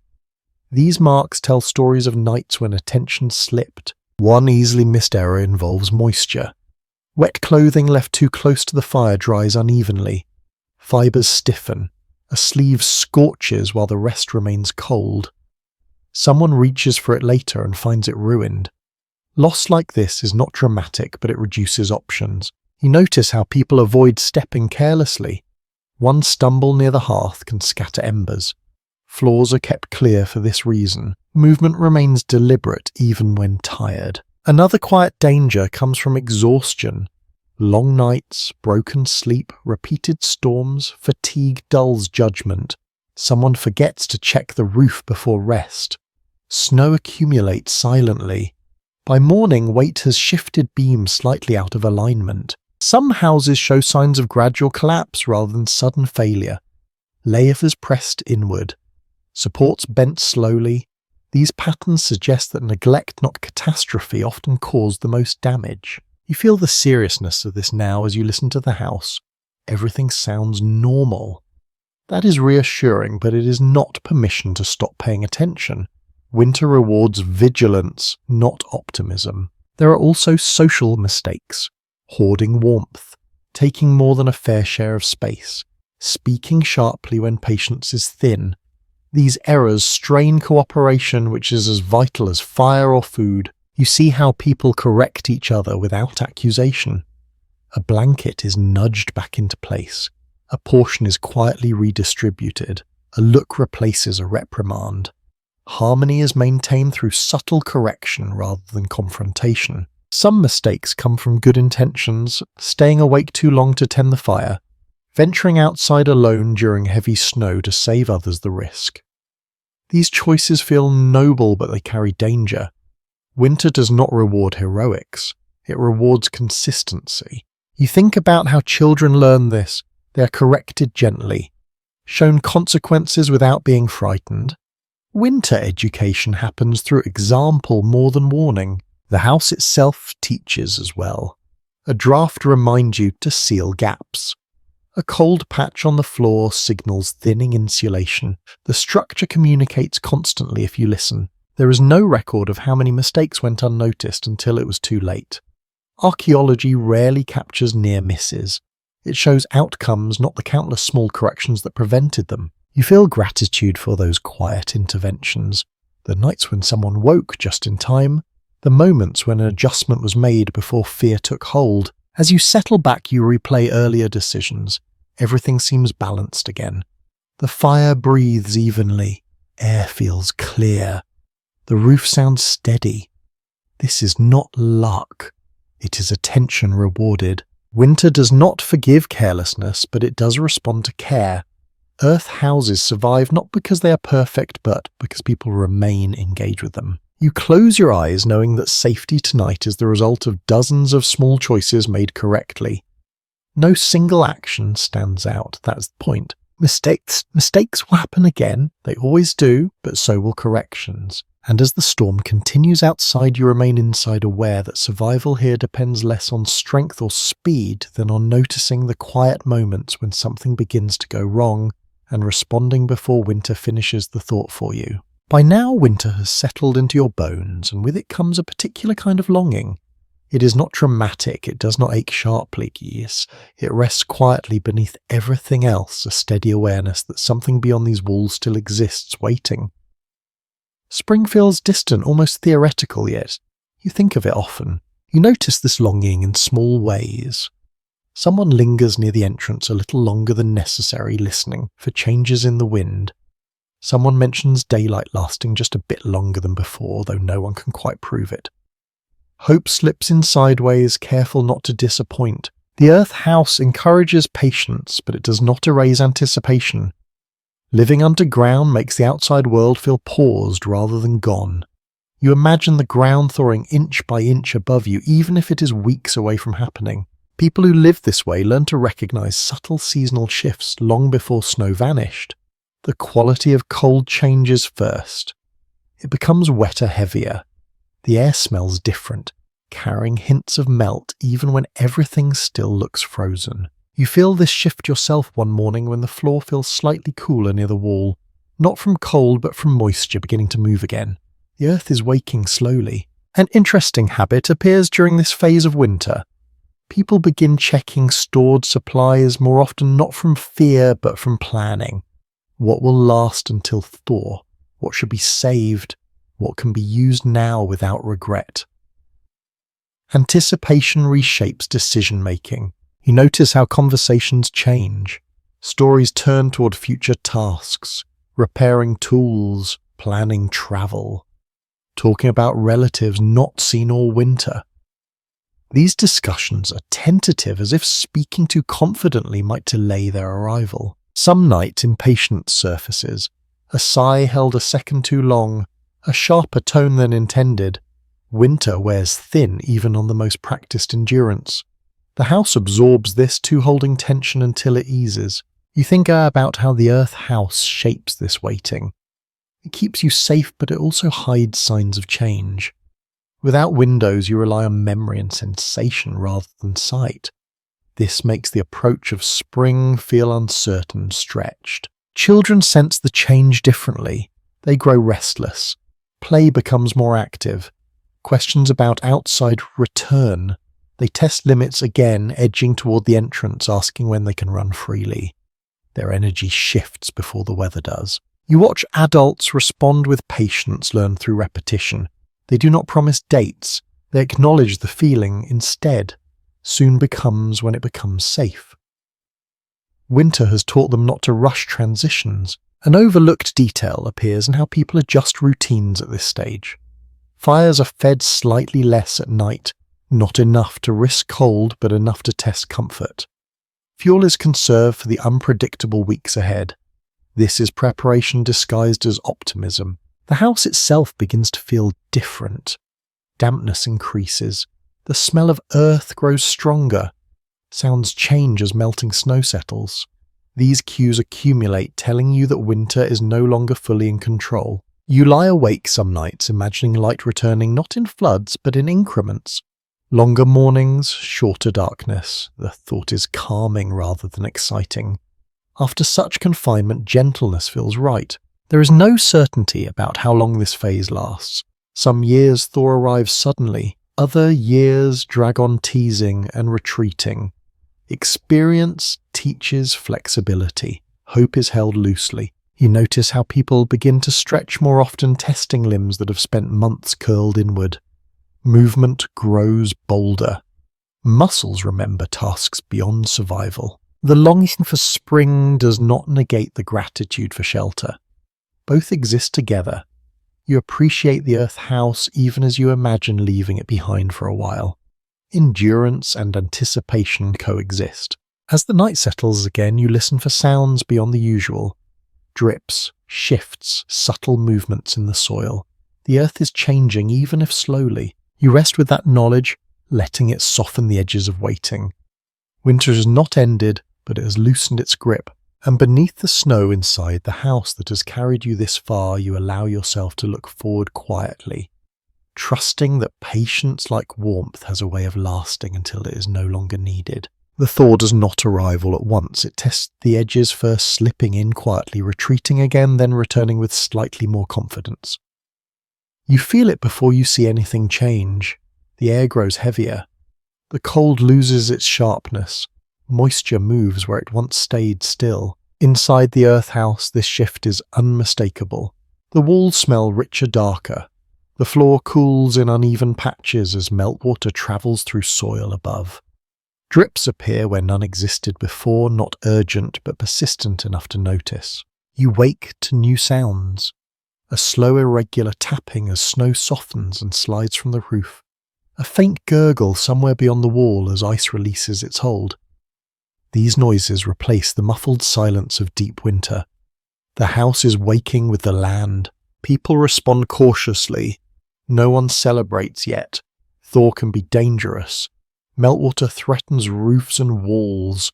Paths outside become unstable. Travel grows harder before it grows easier. You watch as routines shift again. Bedding is moved away from damp spots. Containers are raised slightly. Fire use is adjusted to avoid excess steam. Winter skills remain necessary even as winter loosens. Evidence from layered habitation sites shows that this transitional period left distinctive traces. Floors show more frequent resurfacing. Drainage channels appear hastily cut or cleared. People worked harder during thaw than during the coldest weeks, adapting to a different kind of risk. You step closer to the entrance and feel air that is no longer biting. It is still cold, but it carries movement. Possibility. Someone opens the door briefly, and instead of sharp shock, you feel a dull chill that fades quickly. A small but telling habit emerges now. People begin opening the entrance more often, just for the moments, letting fresh air circulate. Not enough to cool the house dangerously, but enough to remind lungs what outside feels like. Children press closer to the doorway, peering out when allowed. Their restlessness grows. The world is calling them back. You notice how conversations turn practical. Clearing melt paths, reinforcing weak spots, planning when to begin more thorough repairs. Spring is work as much as relief. Some people feel unease during this stage. The predictability of winter is gone, replaced by instability. Snow held things in place, meltwater rearranges them, safety feels less certain for a while. You sense this tension in your own body. You sleep lighter. You listen more actively. Change demands attention. An often overlooked detail appears in how fires are used during thaw. Flames are kept lower, producing less heat but more control. Too much warmth speeds melting where it is not wanted. Balance shifts again. The earth house reveals its flexibility here. Built to insulate against cold, it now moderates warmth. Soil absorbs excess heat. Interior temperatures remain steady even as outside swings between freeze and melt. You step outside, briefly, carefully testing ground that gives slightly underfoot. Snow has lost its hardness. It no longer crunches. It sighs. The landscape looks unfamiliar in a new way. Not erased, but softened. Edges blur. Paths must be rediscovered. Returning inside, you bring dampness with you. It is managed without complaint. Clothing is shifted. Fire is adjusted. The house absorbs it. There is no clear moment when winter ends and spring begins. Instead, there is overlap. Cold nights, warmer days. Uncertainty stretches between them. You lie back and feel fatigue mixed with anticipation. Survival mode eases, replaced by a preparation mode. Different muscles are used. The Earth house has done its job, now it must adapt again just as the people inside it do. As meltwater continues its slow work above and around you, you rest with one eye open, ready for change. Winter no longer dominates, but it has not released its grip entirely, and beneath soil that is beginning to breathe again, you wait through the awkward middle season knowing that endurance carried you here and attention will carry you the rest of the way. Cleaning begins before winter fully lets go. You notice it not as a single task, but as a series of small decisions that quietly add up. Someone lifts a mat and shakes it outside for the first time in months. Someone else scrapes ash that has crept too far from the hearth. The house is being reset, not restored, just made ready for what comes next. The air inside feels heavier now, full of dampness and old smoke. That weight has been useful all winter, holding warmth close. Now it feels tired. You open the entrance longer than usual, letting cool air roll through, without fear. It stings briefly, then clears. People move slowly and deliberately. Winter has taught restraint and spring does not erase that overnight. Cleaning is careful. Walls are brushed with hands or bundled grasses. Loose earth is pressed back into cracks. Nothing is stripped bare. Too much exposure invites trouble. You notice how floors are treated. New layers of packed soil are added where winter traffic wore paths smooth and thin. These layers are tamped down patiently, step by step, returning firmness underfoot. The floor remembers winter, but it does not need to keep showing it. There is a particular smell that comes with this work. Damp earth turned fresh again. Old smoke loosened from walls. It is sharper than winter air, less comforting but promising. The house is changing its tone. Someone carries out items that have not seen daylight since the cold set in. Tools are laid out, briefly checked, repaired. Hide or aired, carefully turned and turned again. They will never smell clean, but they will smell lighter. You feel fatigue in a different way now. Winter exhaustion was heavy and dull. This is sharper edge with anticipation. Muscles wake up remembering tasks beyond survival. Children are sent outside in short bursts, watched closely. They return muddy and loud, carrying spring in their voices. Their energy changes the mood indoors immediately. Laughter abounds more freely off walls that no longer need to muffle fear. Cleaning is also sorting. Some items are set aside, worn beyond usefulness. Others are repaired one last time, then stored away. Decisions are made without ceremony. Winter has already taught what can be spared. You notice how people touch the walls more often during this time, pressing, smoothing, checking. It is almost affectionate. The house has carried everyone through months of cold and dark. This care feels like acknowledgement. There is no illusion that the earth house will be perfect after this. Damp will return, smoke will settle again next winter, but resetting matters. It marks survival. Outside, snow retreats unevenly. Patches of ground appear and vanish again overnight. The house stands steady through it, adjusted and attended to. You step back inside after a longer airing and feel the difference immediately. The air moves. Light lingers a bit longer near the entrance. The space feels larger, not because it changed, but because tension has eased. As cleaning slows, people sit more often. There is less urgency. The house has been made ready.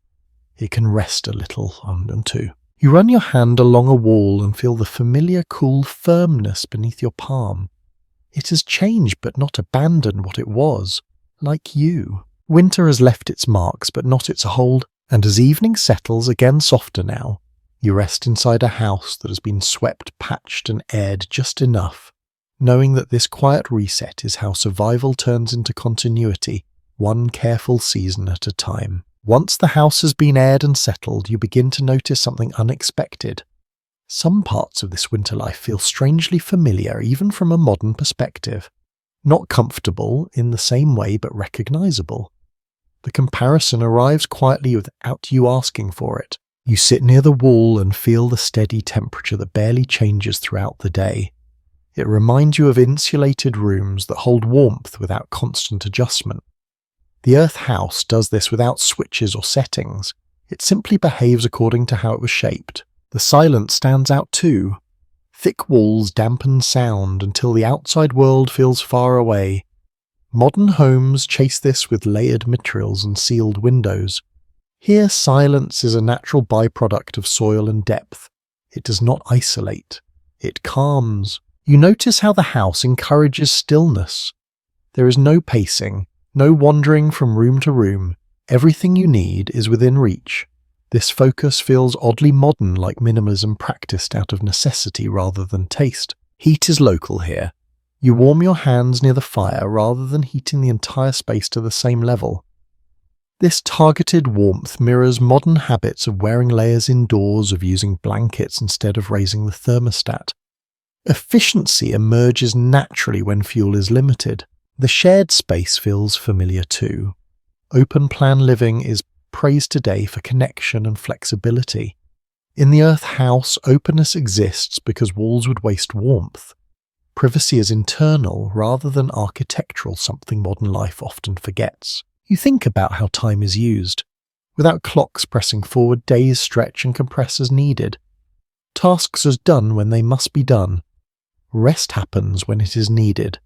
This rhythm resembles modern ideas about listening to the body, yet here it is enforced by environment rather than choice. Light is precious. Every flame matters. This awareness echoes modern efforts to reduce energy use, to turn things off when not needed. In winter, earth house conservation is not a value statement. It is survival practiced quietly. You recognize the focus on maintenance. Small repairs done early prevent larger failures later. This mindset appears in modern systems thinking, in preventative care, in long-term planning. The earth house teaches it without naming it. Even the smells have a parallel. Homes today often carry layered scents from cooking people and materials. We mask them with products. Here they are accepted. Familiarity replaces freshness as the goal. You notice how social interaction shifts in this space. Conversation slows. Listening deepens. With fewer distractions, attention stays present. Modern retreats aim to recreate this simplicity, often temporarily. Winter living underground makes it unavoidable. There is a difference, of course. Modern comfort depends on external systems working invisibly. Electricity, plumbing, supply chains. In the earth house, everything is visible. If something fails, you know immediately. Responsibility cannot be outsourced. That awareness sharpens appreciation. Warmth feels earned. Shelter feels active rather than assumed. You notice it because you participate in maintaining it. You reflect on how modern homes separate functions, sleeping here, eating there, working elsewhere. The earth house collapses these divisions. Life happens in one place in layers rather than rooms. This can feel intense, but it also feels complete. There is also resilience here. When weather disrupts the outside world, the house remains largely unaffected. Modern homes aim for the same independence with backup systems and insulation. The earth house achieves it with mass and depth. You consider how people today seek grounding through nature, through materials that feel solid and real. Living inside earth itself is the ultimate expression of that desire, even if it was never framed that way. At the same time, you recognize what is missing. Convenience, speed, immediate relief from discomfort. Modern homes remove friction quickly. The earth house teaches patience instead. It does not solve problems instantly. It gives you time to respond. This comparison changes how you view both worlds. The earth house no longer feels entirely foreign. Modern life no longer feels entirely advanced. Each solves problems differently, shaped by priorities and limits. You realize that comfort is contextual. What feels harsh at first becomes familiar. What feels familiar elsewhere might feel fragile here. Expectations shift with experience. As evening returns, you settle into the space with this new perspective. The house does not try to impress you. It does not adapt to your preferences. It invites you to adapt to it. Modern homes often promise control. Earth houses offer cooperation. You work with the structure rather than commanding it. In return, it supports you steadily. You lean back and feel the wall against you cool and firm. It has been holding warmth all day without instruction. It will continue to do so through the night. The comparison fades as sleep approaches. Analysis gives way to sensation. Warmth, quiet, presence, and as you drift off, you carry a subtle realization with you. Some ideas we consider modern were lived quietly long ago underground, shaped by necessity and refined through winter after winter of careful endurance. By this point in the winter, it becomes clear that not everyone experiences the earth house in the same way. You can feel it in how people move, how they rest, how they respond to long nights and closed walls. Survival here is not just about strength or preparation, it is shaped by temperament, age and experience. You notice that older adults settle into the rhythm more easily. They move less, but with purpose. They know when to sit, when to tend the fire, when to speak, and when to let silence do the work. Winter does not rush them, and they do not rush it.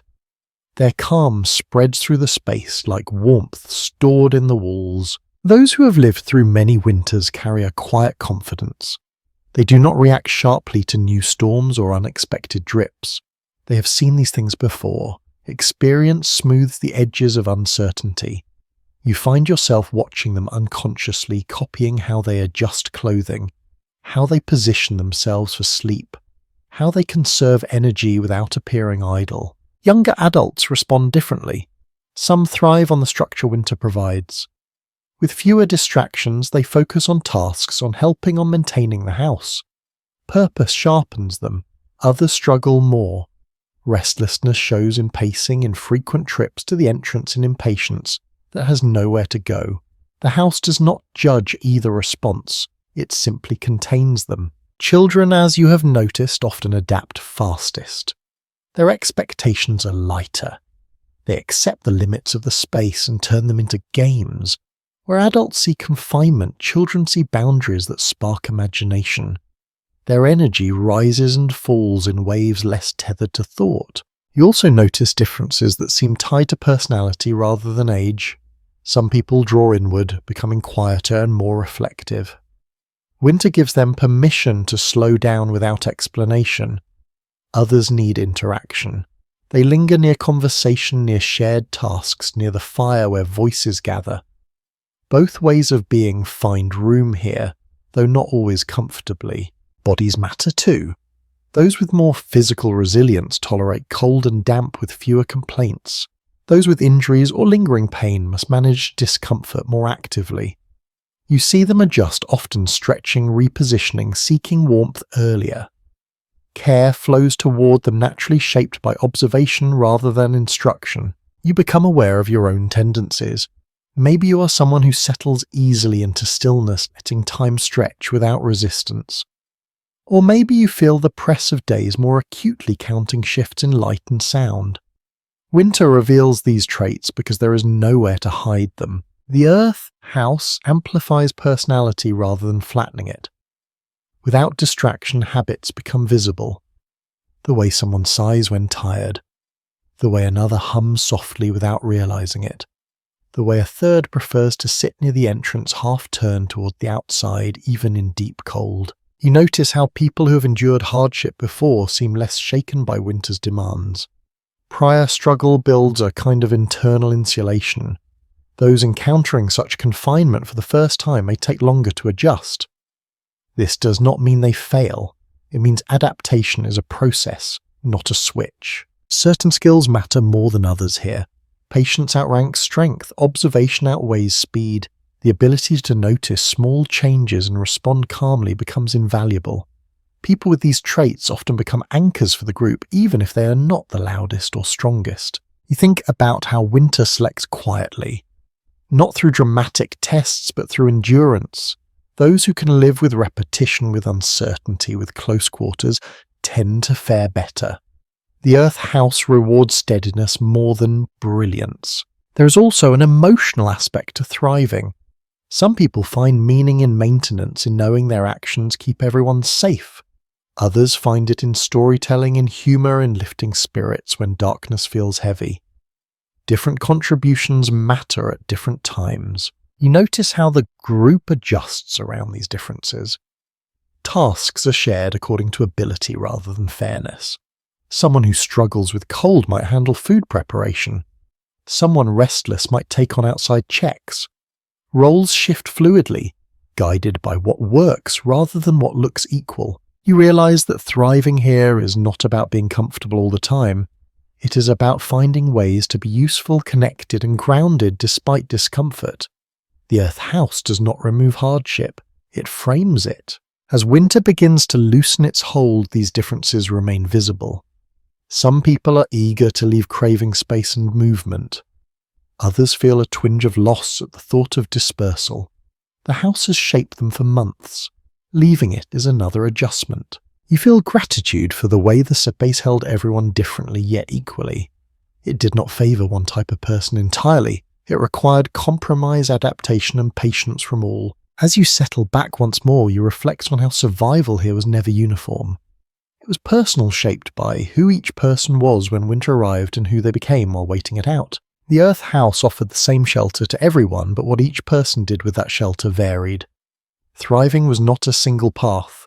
It was many paths moving slowly together through the same long winter night. Leaving the earth house is not a dramatic decision. It does not arrive with ceremony or relief. It begins as a subtle shift in attention. You find yourself looking outward, more often listening for sounds beyond the familiar rhythms inside. The house still holds you, but it no longer feels like the only place that makes sense. You notice how people start spending longer moments near the entrance, adjusting the door flap, testing the air. Cold still lingers, but it no longer dominates every thought. Movement outside feels possible again, not safe exactly, but no longer unthinkable. Paths reappear, gradually pressed back into visibility by repeated footsteps. Snow thins unevenly, revealing patches of earth that look unfamiliar after months of white. The land feels altered not just by weather, but by absence. You are relearning it. The earth house responds to this shift without resistance. It does not demand loyalty. It does not try to keep you inside. Its purpose was always temporary, even if it felt permanent during the deepest cold. Now it becomes something else, a base rather than a refuge. People begin moving belongings closer to the entrance. Not everything at once, just a tool here, a bundle there. The process is unhurried. Rushing would feel wrong after so much stillness. You sense a change in sound. Doors opened more often. Voices carry slightly farther. The house feels more porous, less sealed. Fresh air moves through more freely now, carrying new smells that cut through the familiar layers of smoke and earth. There is a moment when you step outside and do not immediately retreat. The ground is soft but stable, the air cool but tolerable. You stand there longer than planned, letting your eyes adjust to distance again. The world feels wide. Returning inside, you notice how the water space feels smaller than it did weeks ago. Not uncomfortable, just complete. The house has given everything it needed to give. Staying longer would feel like lingering after a conversation has naturally ended. Some people feel relief at this stage. Their bodies want motion. Their minds crave variety. Others feel a surprising reluctance. The house has been constant through uncertainty. Leaving it feels like stepping away from something that knew you well. You watch how farewells happen. There are no speeches, no final looks back. People simply begin sleeping closer to the entrance, rising earlier, stepping outside more often. Departure unfolds as a process rather than an event. The house remains occupied, though differently. Fewer people at once, shorter stays. It transitions smoothly from winter core to seasonal shelter, adapting without complaint. You realize how much the house shaped behavior during the cold months, and how easily those behaviors loosen now. People speak more freely, laughter grows louder, movement expands, winter discipline fades gradually, leaving traces but no strict hold. There is a sense of gratitude that does not need words. The walls are checked one last time. The roof is cleared and smoothed. Drainage paths are reinforced. This is not sentimentality. It is respect expressed through care. You pause inside for a final moment, breathing in the familiar air. It smells different now, lighter touched by spring. The house feels calm, unburdened by the intensity it carried all winter. Stepping out, you do not feel as though you are abandoning it. You feel as though you are carrying it with you in habits learned in patience, developed in attention sharpened by months of close living. The earth house remains behind, partially hidden, ready for whatever season demands it again. It does not need to be dismantled or transformed. It waits. You look back once, not out of obligation but recognition. This place shaped how you endured cold, how you shared space, how you learned to listen for quiet signals. Those lessons do not vanish when you leave. As you walk away, the house blends into the land again, becoming what it always was beneath the snow, beneath the waiting. Part of the ground, part of the memory. Spring continues its slow advance around you. Movement feels easier. Light stretches further into the day. The world opens. Yet you carry with you the steady calm learned underground, the understanding that shelter is not just about walls and roofs, but about how you respond to the seasons that press against them. The earth house does not follow you, but its rhythm does. And as you move forward into a landscape reawakening, you do so with the quiet confidence of someone who's already waited out winter once and knows they can do it again. What remains after winter is not immediately visible. You might expect obvious traces, broken beams, abandoned tools, clear signs of hardship. Instead, what the earth house leaves behind is subtle. It hides its story the way it hid you, slowly, patiently, under layers that soften sharp edges. You notice it when you step back toward the site after some time has passed. The entrance has begun to sag slightly. Soil settles. Grass will eventually return. Snowmelt smooths footprints until paths become suggestions rather than directions.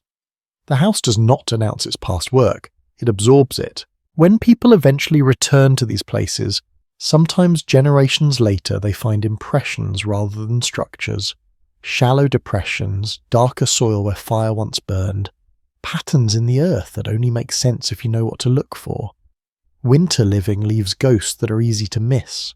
Tools break and are reused. Wood rots and disappears, textiles vanish completely. What endures are outlines, stains and altered ground. Survival leaves quieter evidence than conquest. You imagine someone uncovering this space long after you're gone. They kneel where the fire once sat, tracing a ring of stones half swallowed by soil. They do not hear the stories that were told here or feel the warmth that once pooled along the walls. They see only arrangement. From these traces interpretations form. Some details are clear, others resist explanation. Why this corner is smoother, why ash appears thicker here, why the floor was resurfaced so many times. The earth offers clues but never full answers. You realize how much is missing. Smell, sound, breath. The subtle negotiations that kept people alive night after night. These do not fossilize, they must be imagined. Yet the persistence of these sites suggests something important.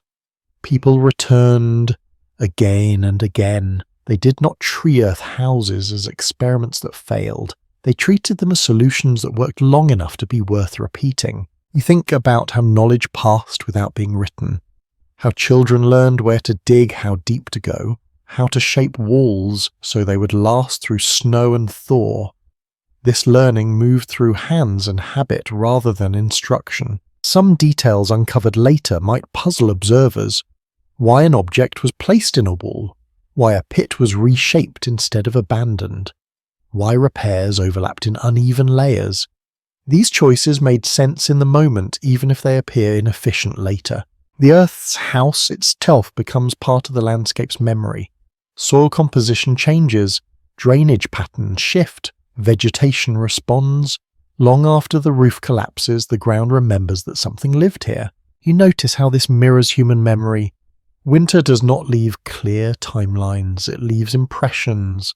Certain nights stand out, others blur together.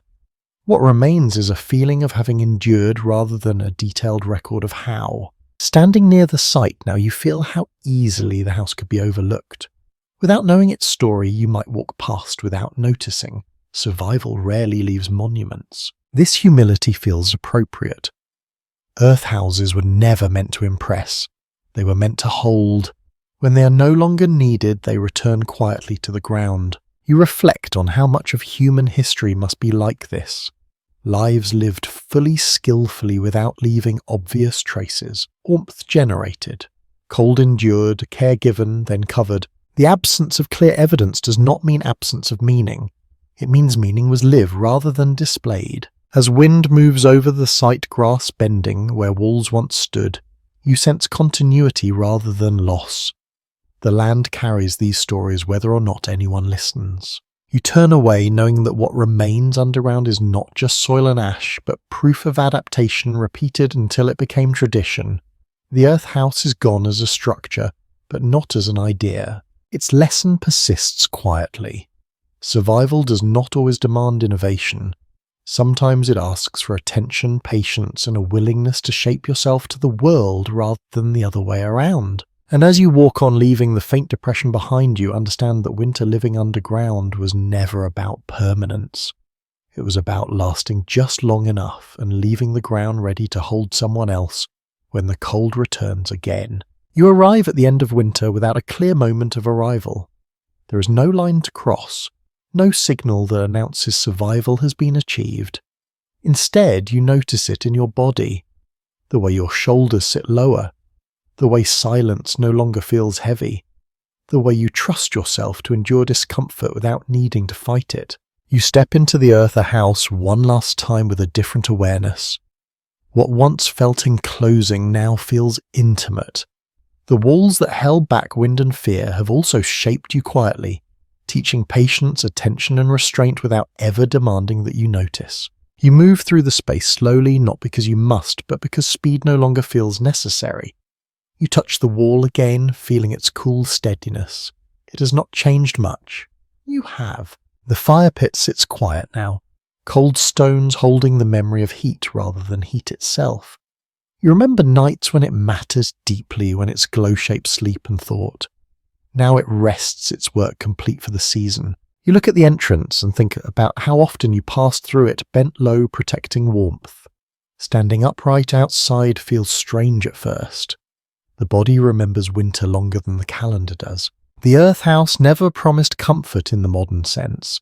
It offered steadiness. It offered enough.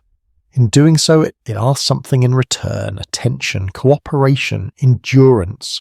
You gave these without realizing how much they would change you. You understand now that living through a blizzard winter underground was not about hiding from the world. It was about learning how to stay present when the world pressed hard, how to wait without wasting energy, how to notice small signals before they grew urgent. The house fades back into the landscape as you step away, but its lessons remain active.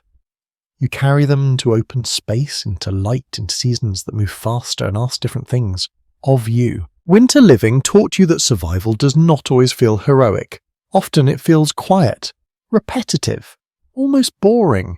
And yet within that boredom lives resilience. You pause once more, breathing deeply, letting the memory of earth and fire settle into something gentler. Now the pacing more slows, the words soften. You are safe now, and you have been for some time. The cold no longer tests you, the night no longer presses. You let your breathing lengthen, each inhale slower than the last. The image of the earth house dims, not disappearing, just drifting farther back like a warm place remembered rather than needed. You feel grounded, steady, carried by the simple truth that you endured, adapted and rested when rest was possible. Nothing more is required of you tonight. Let the last thoughts loosen their grip. Let the darkness feel calm rather than watchful. Let sleep arrive without effort. The winter has passed. You are warm enough. You are safe. You are safe. And the story can rest now, too. Sweet dreams.